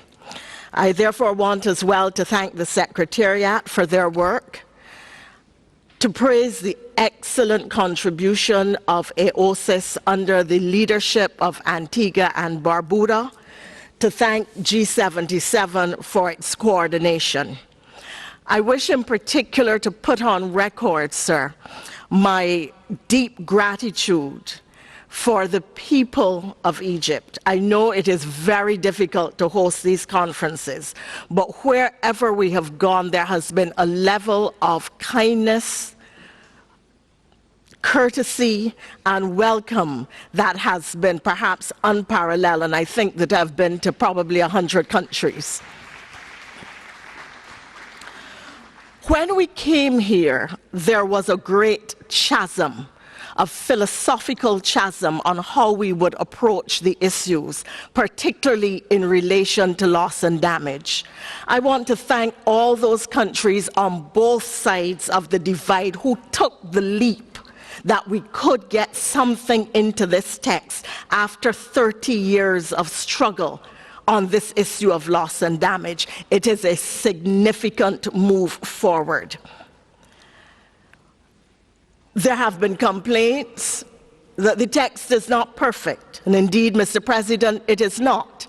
There is much that I could put on the list, but will not at this hour, because I accept that we have all moved forward, and we must not allow the search for perfection to stop us from doing what is possible and pragmatic, and that is what Barbados is prepared to do. I am particularly grateful to see in the text so much of the elements of the Bridgetown Initiative, so ably led and advocated for by my Prime Minister, Mia Mottley. And we particularly look forward to the work that is going to happen after this in relation to the reform of the development, the multilateral development banks. We have to concede that action and ambition have lagged, however, behind our general advocacy. And the time has come when we have to make sure that they catch up. But in the interim, I recognize, and we must recognize, this historic moment in this historic country when we took a victory for climate justice. Barbados will continue to advocate for all of those who have been forced onto the front lines of a climate crisis that they didn't cause, cannot afford, and cannot escape. We have a compromise A compromise gives satisfaction but not joy. We therefore now have to keep working until we can get to the point where we can sing joyfully that we have accomplished and are doing what we must and what the peoples of the world expect of us.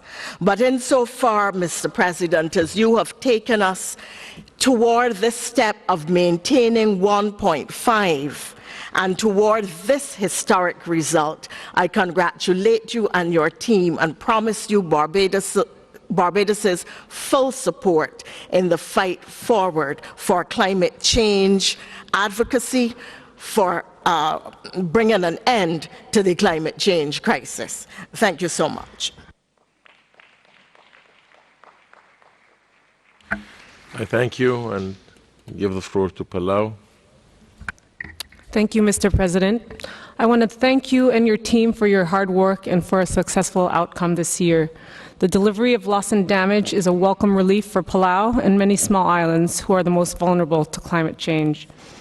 We want to thank AOSIS as well as G77 in China for helping us get here, as well as our developed country partners, the EU, the UK, the Umbrella Group, the US, Australia, and New Zealand, and others who worked tirelessly to get us to this outcome.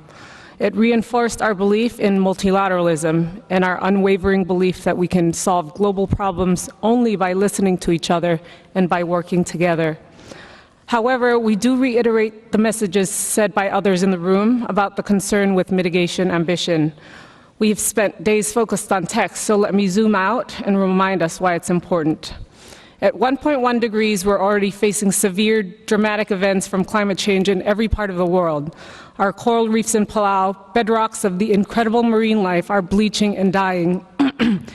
Birds are falling out of the sky in India, and children are fainting in schools because of heat waves.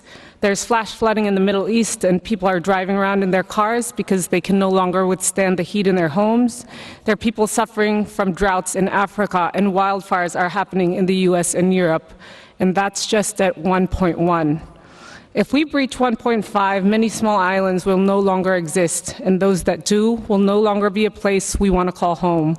Where will we fish and what will we eat when our fragile coral reefs are dead? Why would we rebuild our homes when year after year typhoons destroy them? Egypt will not be a true victory if we roll back efforts to keep 1.5 degrees alive. For countries like Palau, it will mean that we will have traded loss and damage, money we wish we didn't have to ask for, in exchange for the true ability to remain in our countries and our homes. And we don't want that hollow victory. But we also encourage all of you to visualize what your countries might look like if we overshoot 1.5 degrees. We truly believe that it's in all of our interests to work for a 1.5 degree world based on science and on the evidence that I stated earlier that climate devastation is already happening for all of us. We hope to continue to work together and push each other for more mitigation ambition on our way to COP28 in the UAE. Thank you again for your hospitality and for pushing us to get over the line.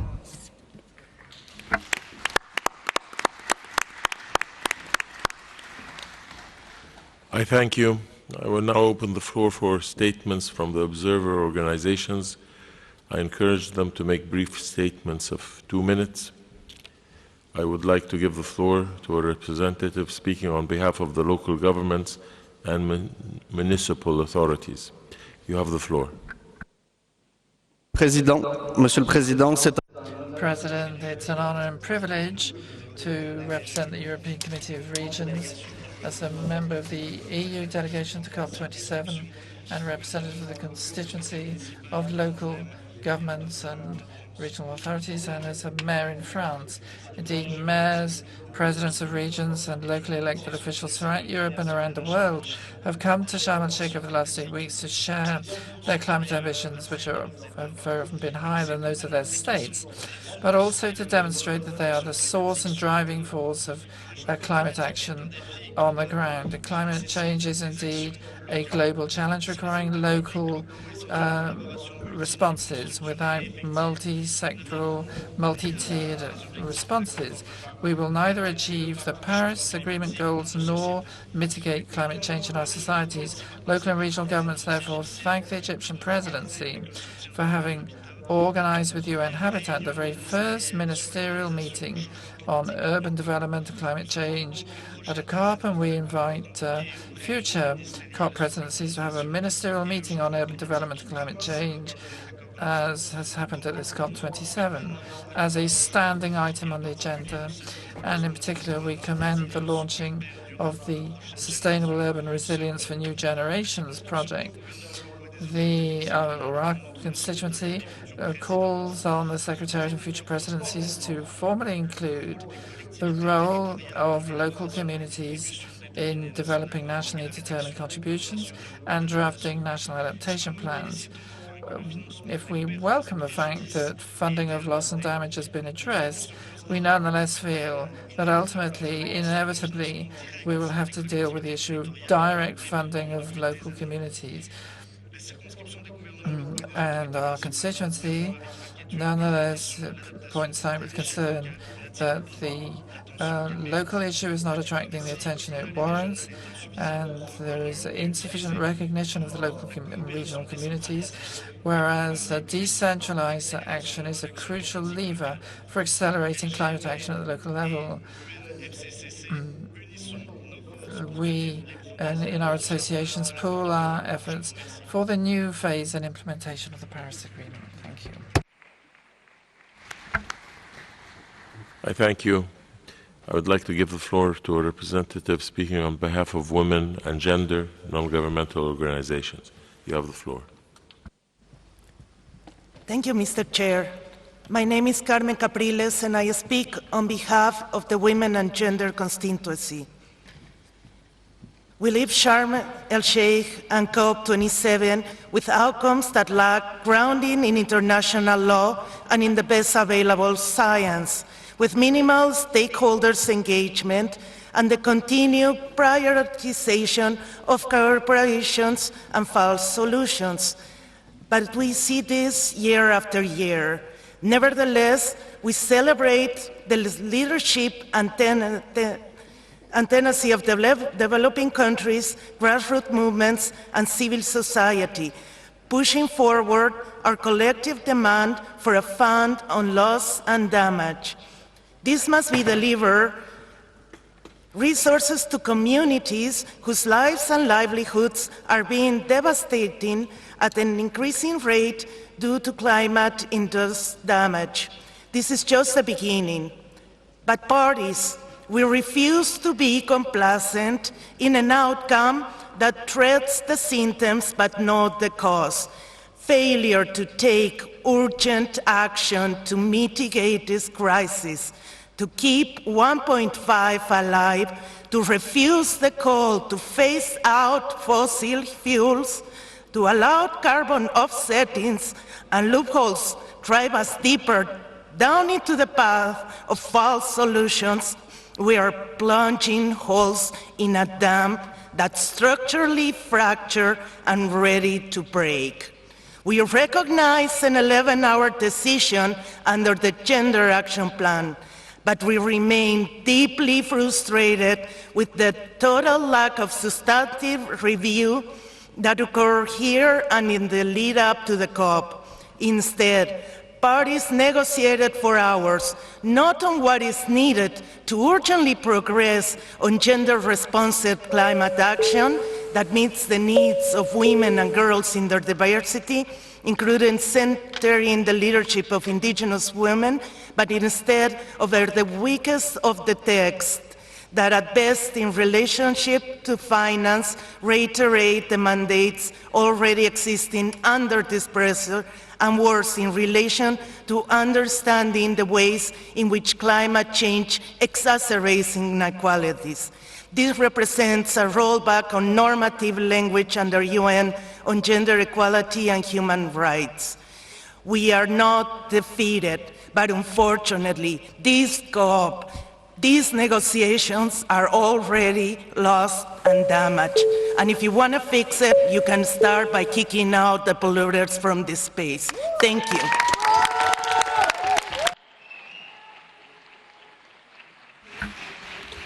I thank you.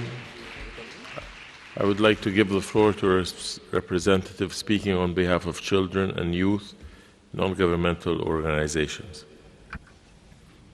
Excellency, dignitaries and friends, bonjour, good morning, sabah al-khair. My name is Ali Niaz from Belgium, but also from Morocco and Egypt. I representing the official charter of youth constituency, also Yungo. This has been a COP filled with challenge. As usual, youth participants faced extreme difficulty in accessing funding, obtaining accreditation. Accommodation arrangements were often so poor as to leave young people stranded and exhausted overnight. While youth should not have to fight to be at the table, we recognize the significant achievement of this COP, and especially thanks parties for the planned establishment of a new fund to support countries suffering from a loss of damages, and urge funds to be mobilized and delivered in a transparent manner with a full accountability to those most in need as soon as possible. Good morning.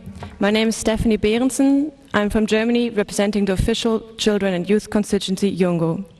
We recognize the affirmation of the 1.5 goal, but yet this agreement failed to include phase-out of fossil fuels and relating subsidies. The language, and much more importantly, the actions on the use of fossil fuels are not in line with this goal. We urge you to phase out all fossil fuels, despite the lack of ambition in this decision. Your actions speak louder than your words.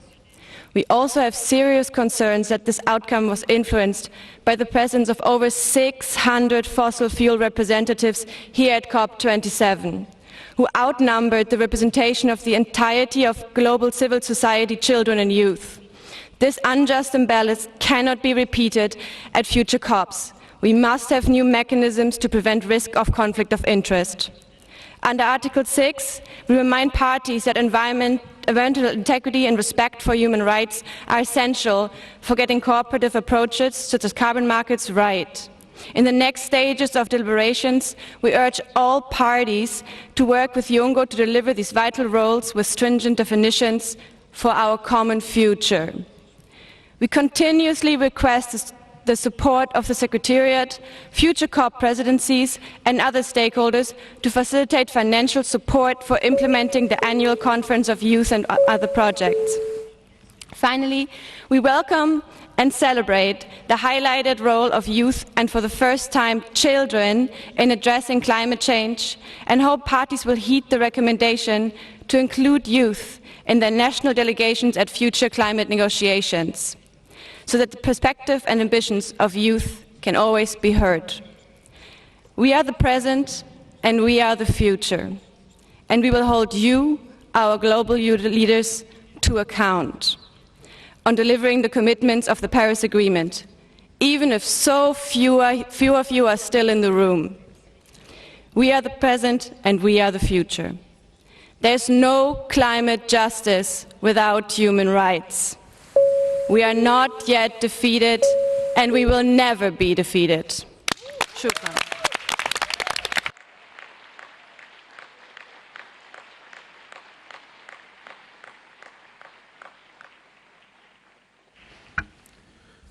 I thank you for your statement. I would like to give the floor to a representative speaking on behalf of business and industry, non-governmental organizations. You have the floor.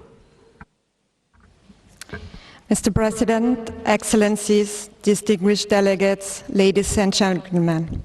My name is Sandra Hani from the International Chamber of Commerce, and it is my honor to address you on behalf of the Business and Industry constituency. We extend our sincere gratitude to the COP27 presidency and the UNFCCC Secretariat, as well as all who worked with them, especially the young volunteers of Egypt, for the tremendous efforts in staging this African COP. We also thank the parties for their truly hard work over the past 2 weeks, limiting global warming to 1.5 degrees and sustaining the Glasgow Promise is our best chance to mitigate the worst effect of the climate crisis. The Glasgow line held, but much more could have been achieved at this COP. We look at you to set a clear direction through what we hope will be a robust and ambitious mitigation work program. The global business community stands resolutely and squarely behind the goal of achieving 1.5. We recognize the key role we play in achieving implementation as an invaluable resource of expertise, but also vital to animating accelerated action and increasing the deployment of resources and transformative solutions. On finance, some progress was made towards meeting past commitments, the new global goal, and we welcome efforts to deliver on much-needed support for vulnerable nations. Leveraging existing and innovative mechanisms to incentivize and enable greater private sector investment will be essential to go even further and faster. On markets, your work has brought us closer to realizing the immense potential of Article 6 to raise mitigation and adaptation ambition. It is essential that the detailed rules of 6.2 cooperation and 6.4 mechanism both fulfill the rulebook mandate for environmental integrity and provide a workable platform for parties and business to use. There's much left to do and time is short. Parties can and should start cooperating to implement their NDCs and increase ambition. Parties must also build on progress in Sharm el-Sheikh over the coming year to enable the 6.4 mechanism to start deliver real finance and emissions reductions as soon as possible. Distinguished delegates, ladies and gentlemen, we recognize the considerable efforts made by countries here in Sharm el-Sheikh, but we are still very far from the scale and pace of actions required. We must accelerate our efforts and carry forward a sense of urgency and unity to Dubai and beyond. Now more than ever, achieving our global goals will require governments, business, and all stakeholders to work together for implementation. Shukran.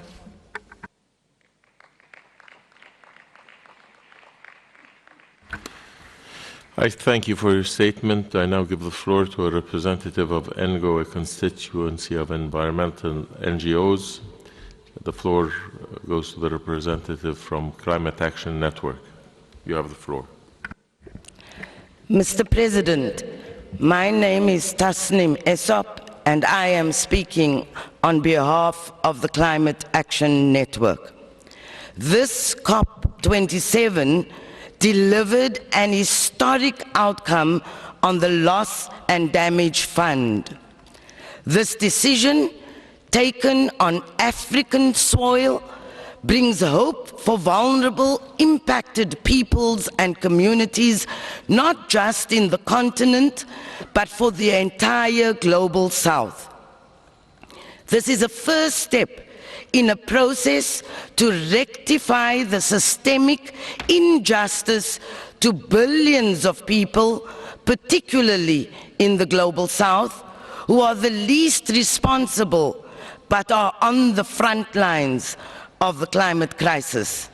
Those who are suffering devastating climate impacts, floods, droughts, hurricanes, and sea level rise will have some hope that their right to access support will be respected. We want to thank the G77 plus China, who remained united and stood resolutely behind the demand for the creation of a fund at COP27 for addressing loss and damage, and recognize the role that the COP27 presidency played in ushering this over the finishing line. Excuse me. The creation of a loss and damage fund today is also a clear victory for civil society groups across the world who made this issue a priority and used our power to put sustained pressure on rich nations to take responsibility for the crisis they have historically caused. We know that the hard work to operationalize the fund and mobilizing the funding starts now. We will be watching this process carefully and will not have patience for delay or obstruction to progress. While COP27 begins to address the consequences of the climate crisis, it failed to commit to phasing out fossil fuels, which are at the root of the climate crisis. More fossil fuel extraction means more losses and damages and more devastation. We need a rapid, just, and equitable transition away from the fossil fuel era and into renewables. There is no climate justice without human rights. We are not yet defeated. We will never be defeated. I thank you.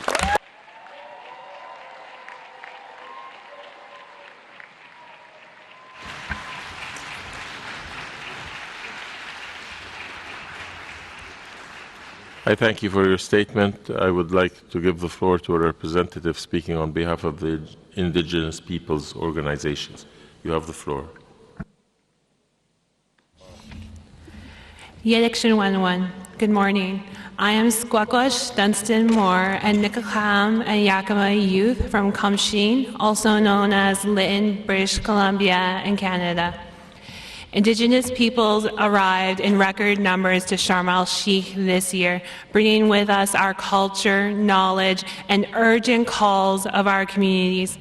We were clear with our expectations. The rights of Indigenous peoples must be mainstreamed across all agenda items. And we must see those who have caused the climate crisis be accountable for fixing it. We welcome the adoption of the Loss and Damage Fund and thank the parties for concluding this critical item. This is a major success for many communities on the front lines of climate change, and we hope to see this operationalization to directly reach Indigenous peoples now.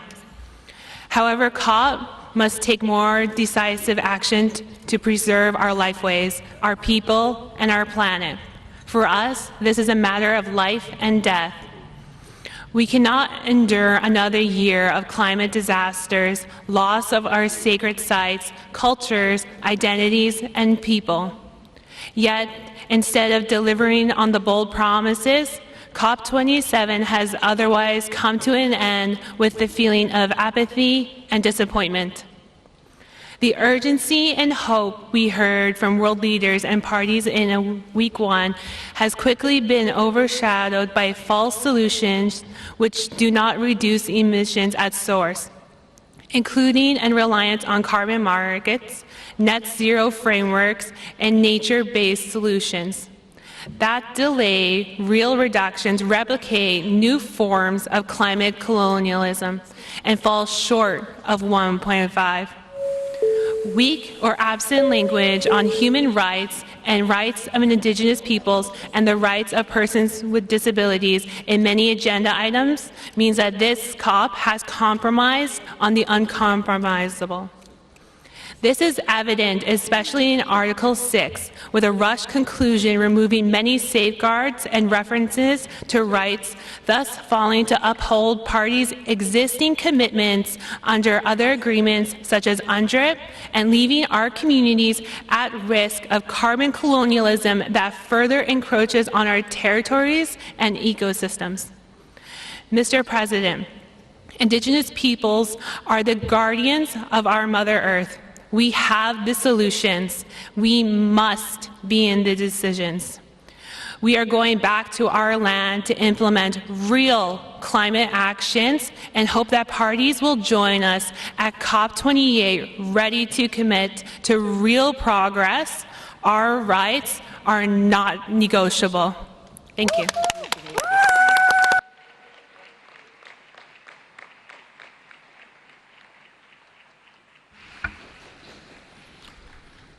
I thank you for your statement.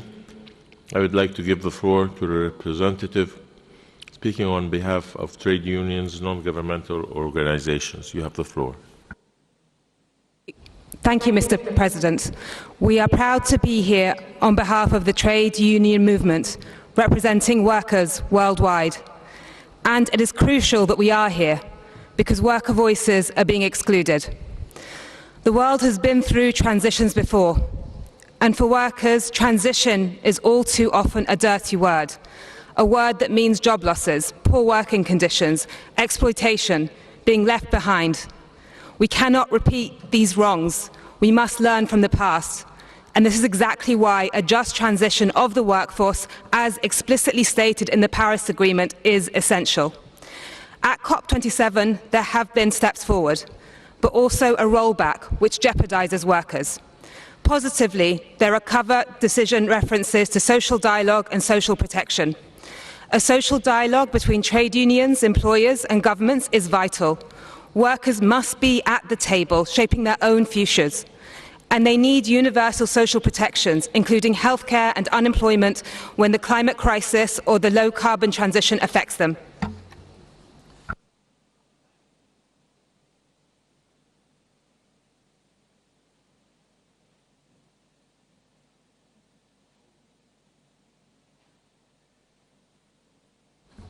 Hello. But language on just transition is being diluted. Human and labor rights sidelined. We denounce this in the strongest terms. A just transition of the workforce must be embedded in every work stream: mitigation, adaptation, climate finance, and loss and damage. On loss and damage, rich countries have finally agreed to set up a fund. The clock is ticking. The fund must be operationalized at COP28.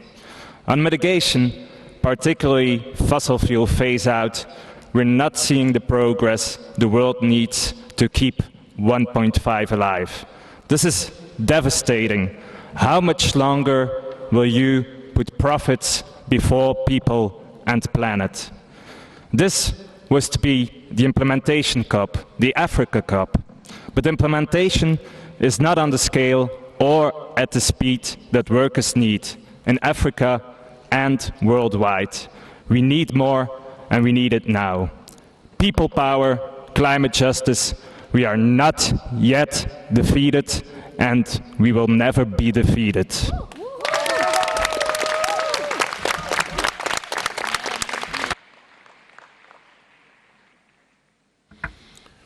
Distinguished colleagues, thank you all for your statements. We have now reached the end of our joint plenary meeting. I would like to take this opportunity to thank, personally and on your behalf, the interpreters, the Secretariat, all the support staff of this venue who have all made this conference possible.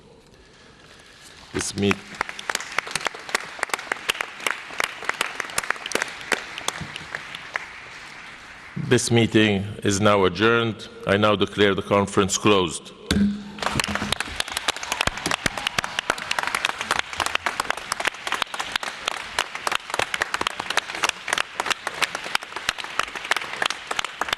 Thank you so much. Thank you very much. It's been great. Thank you so much. It was a pleasure. Thank you very, very much.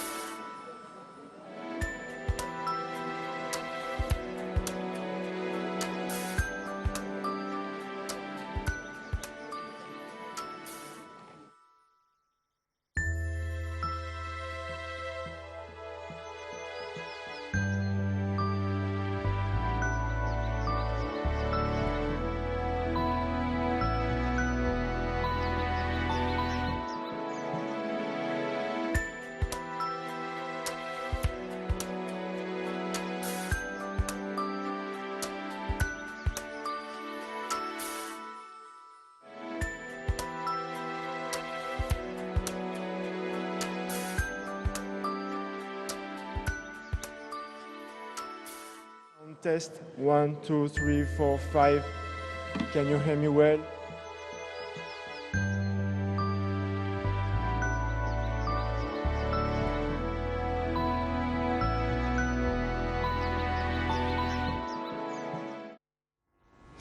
Good morning, ladies and gentlemen, from Nile TV International Studios here in Cairo. A very good morning. It's about 9:30 a.m.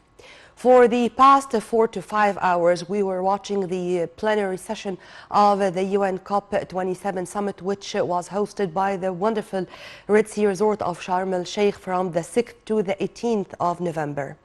Yesterday, or to be accurate, on Friday, the Egyptian presidency of the COP27 announced that an extension is going to take place. Maybe for a day, but it turned to be about 36 hours. Well, if you were watching with us what was going on, you would know well why Egypt. Why Egypt hosted this event? Because Egypt is a key player, not only regionally, but now it's internationally. The UN's COP27 summit took place for about, let's say, 20 days. Now they are taking this photo together. Everyone is going to return back with a memory from Sharm el-Sheikh, and if you see how people are saluting our top diplomat, Sameh Shoukry, the president of COP27, you would know well that it was not a mere convention. It was not a mere just meeting or gathering, but it was a historic event. From 30 to 40,000 delegates were there in Sharm el-Sheikh. We're keen to come, to participate, to share innovative ideas, brainstorming, think tanks, NGOs, heads of states, heads of governments, well, international even institutions, international economic institutions, volunteers, of course. When President Abdel Fattah el-Sisi, along with UN Secretary General Antonio Guterres, were together saluting and receiving heads of states who came to participate, to share, we know that it's going to be a real historic event. And we are going to continue on the right path to build on what was achieved already in Glasgow in COP26. For the past 5 hours, you would see our top diplomat, Sameh Shoukry, reading, approving, discussing, letting other delegates continue to comment on the final parts of the final communique. And of course, when it comes to the things which was approved, these are things which we are going to discuss in detail throughout the day in many of our programs, and of course in detailed reports throughout our panorama news and our news. The UN COP27 summit adopted a climate agreement that calls for rapid cuts in emissions in efforts to slow global warming. Shoukry, the president of the COP27, marked the approval of the text following marathon talks that ran through the night as wealthy nations sought tougher language on reducing emissions. The UN's COP27 summit also approved the creation of a special fund to cover the damages suffered by nations battered by the impacts of the global warming. Delegates applauded after the fund was adopted in the middle of the night following days of the marathon negotiations over the proposal. Well, Sameh Shoukry, our top diplomat and the COP27 president, said that the draft introduced by Egypt was balanced. It was not his own evaluation, but all the delegates said it was balanced. And it was really great to find that all peoples, all delegates were there to reach a fruitful result for the sake of humanity. It's our destiny to be all the time working for humanity. This is Egypt. This is why Egypt is the mother of all lands. The mother of all lands, it's not a mere word, and it's not only us who are saying so. Even American President Joe Biden, when he was here, said that I'm here in the mother of all lands. And he even expressed appreciation and happiness to be in Egypt and for Egypt to be hosting this event. The COP27 came in a very critical timing. The world was already suffering from the negative repercussions of the lockdowns and COVID-19, which erupted in Wuhan, China in December 2019, and with the lockdowns, with the recession, the Russian-Ukrainian conflict came exactly on the 24th of February 2022, and it continued to add to the painful repercussions on the global economy. So it was a really tough mission to shed more light on what was going on and on the marathon talks which took place in the past 2 weeks, nearly 3 weeks, and to shed more light on the final communique of the plenary session which ended just a few minutes ago. We are very much delighted to have with us via phone Mrs. Amira Sayyid Ahmed. She is a journalist and she was one of those participating in this historic event. I think that this is going to be unforgettable days for Amira, and she is going all the time to be proud of being part of this successful story. Amira, a very good morning to you. Good morning.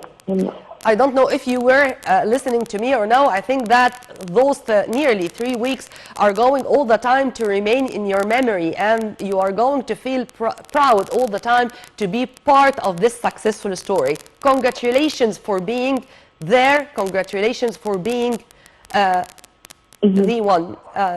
Now we are going to go, if you permit me, to listen to COP27 President Sameh Shoukry for the final recommendations of the COP27.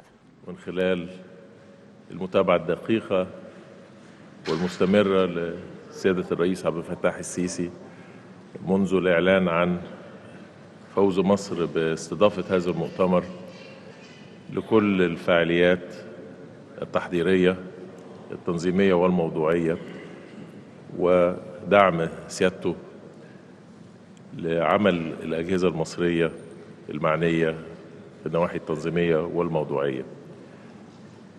المؤتمر على مدى الأسبوعين شهد مشاركة ل 112 رئيس حكومة ودولة،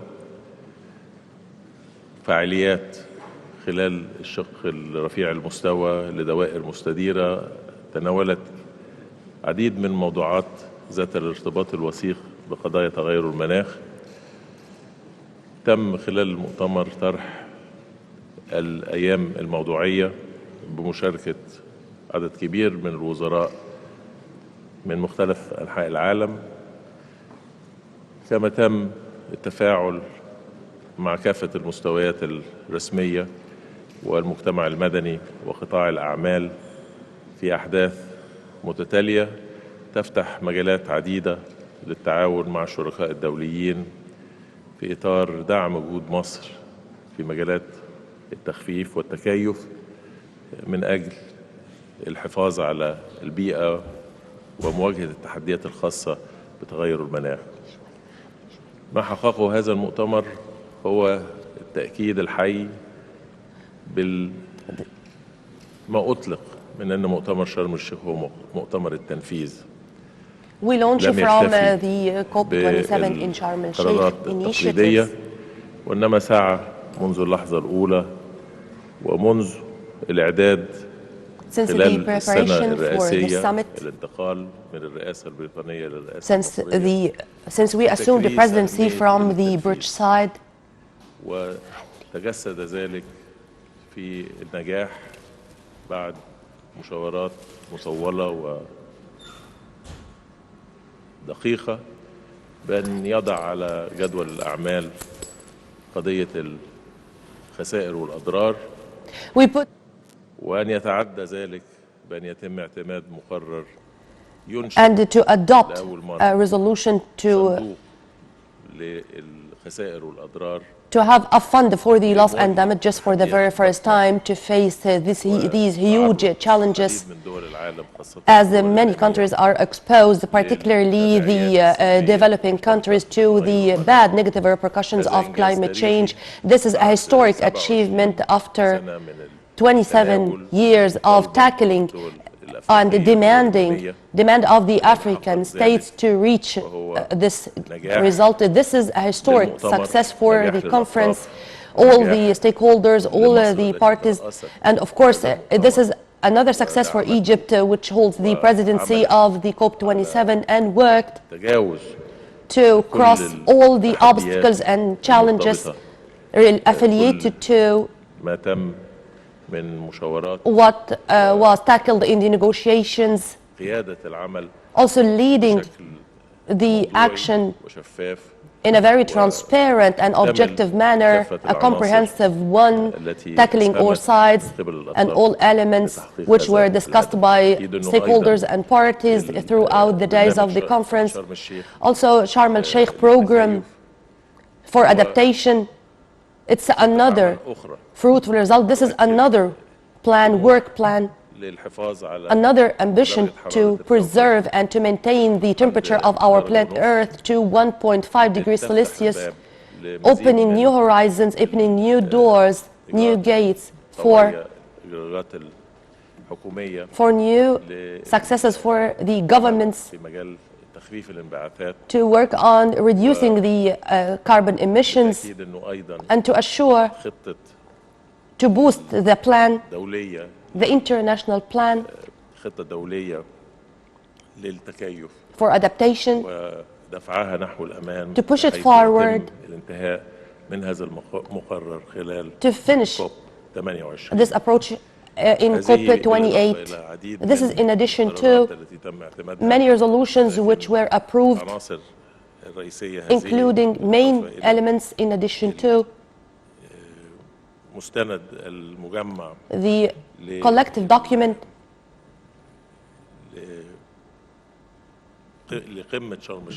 for COP27 in Sharm el-Sheikh, the conference of Sharm el-Sheikh, to put all the files affiliated to the climate change crisis in the frame of implementing this as a reference, implementing all these recommendations. This is going to be a reference for the coming COPs to share in facing the challenges of climate change crisis. We are going to continue in light of our presidency to the COP27, dealing with our brotherly allies, to continue what we have started. We are going to resume efforts via other activities and other events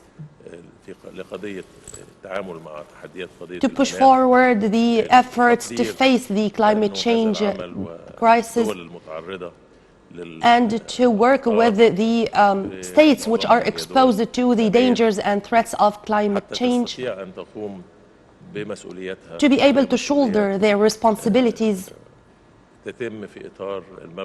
in the frame of the shared responsibility concept and the commitments. It's a must to afford and to supply these countries with resources, with fund, with finance, to be able to shoulder this responsibility. Of course, they all have the wish and desire and awareness with the danger of this phenomenon. Those states are much exposed to this danger despite the fact that they are the least participating in the carbon emission. In the collective approach, we agreed that enough finance, enough funding should be available for those countries in danger. We cannot separate this from that.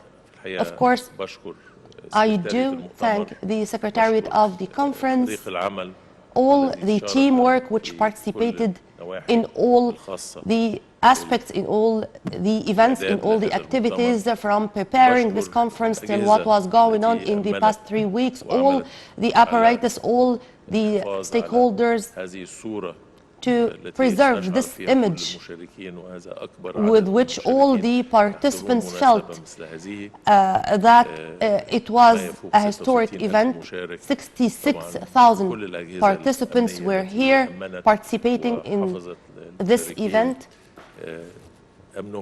Of course, they enjoyed safety, security, and they were able to fully participate in all the activities and all the sessions of the conference in Sharm el-Sheikh.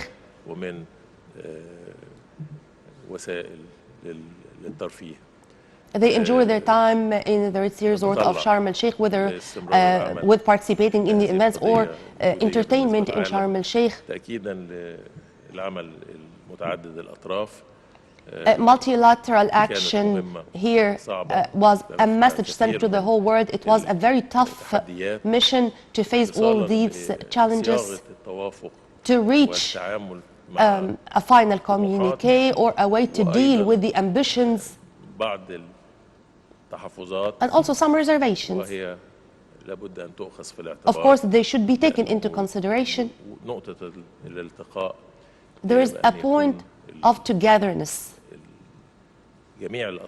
We met together and all the stakeholders met together because they feel that it's a win-win situation for all. Thank you very much for all. Some questions now are going to be raised, and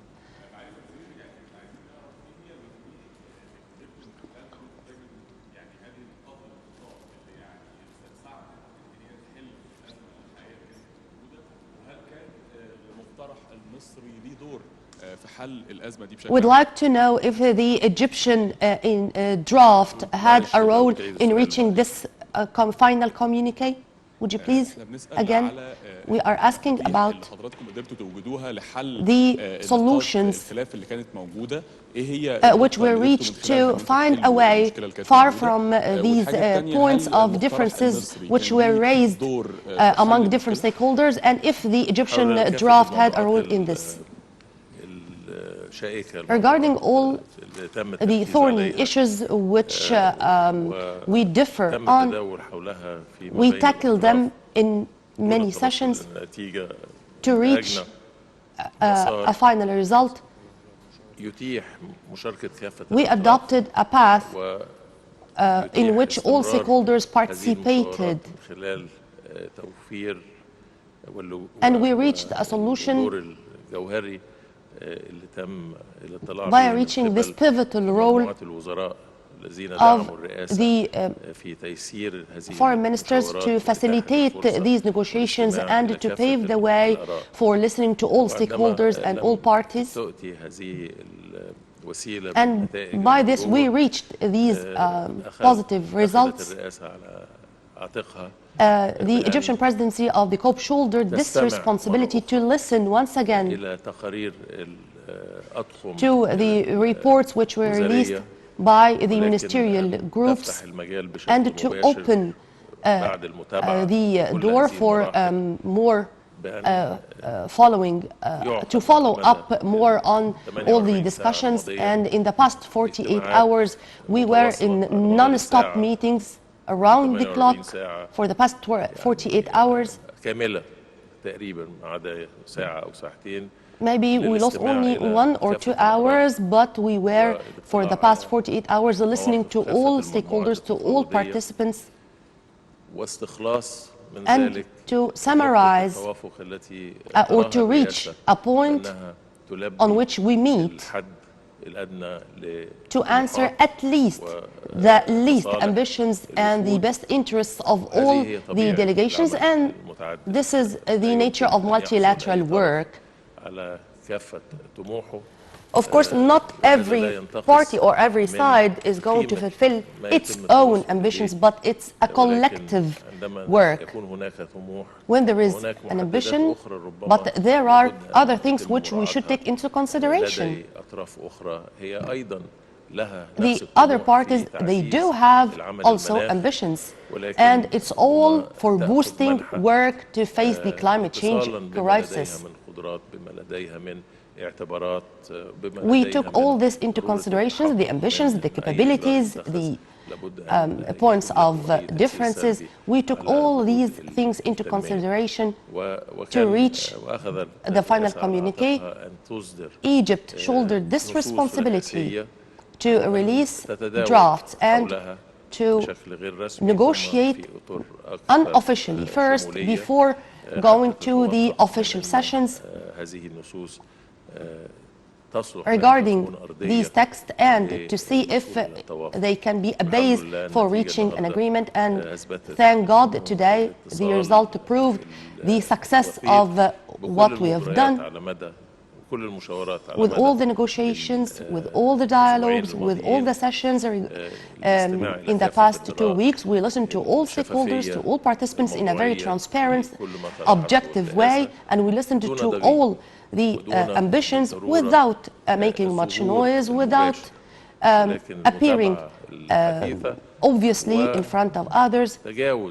We were all the time there trying to cross all the obstacles or any foreign intervention which we wanted to avoid anything which would make this conference a failure. On the contrary, we want it to be a story of success for the best interest of all. Mr. Shukri, before this conference, you said there must be no backsliding.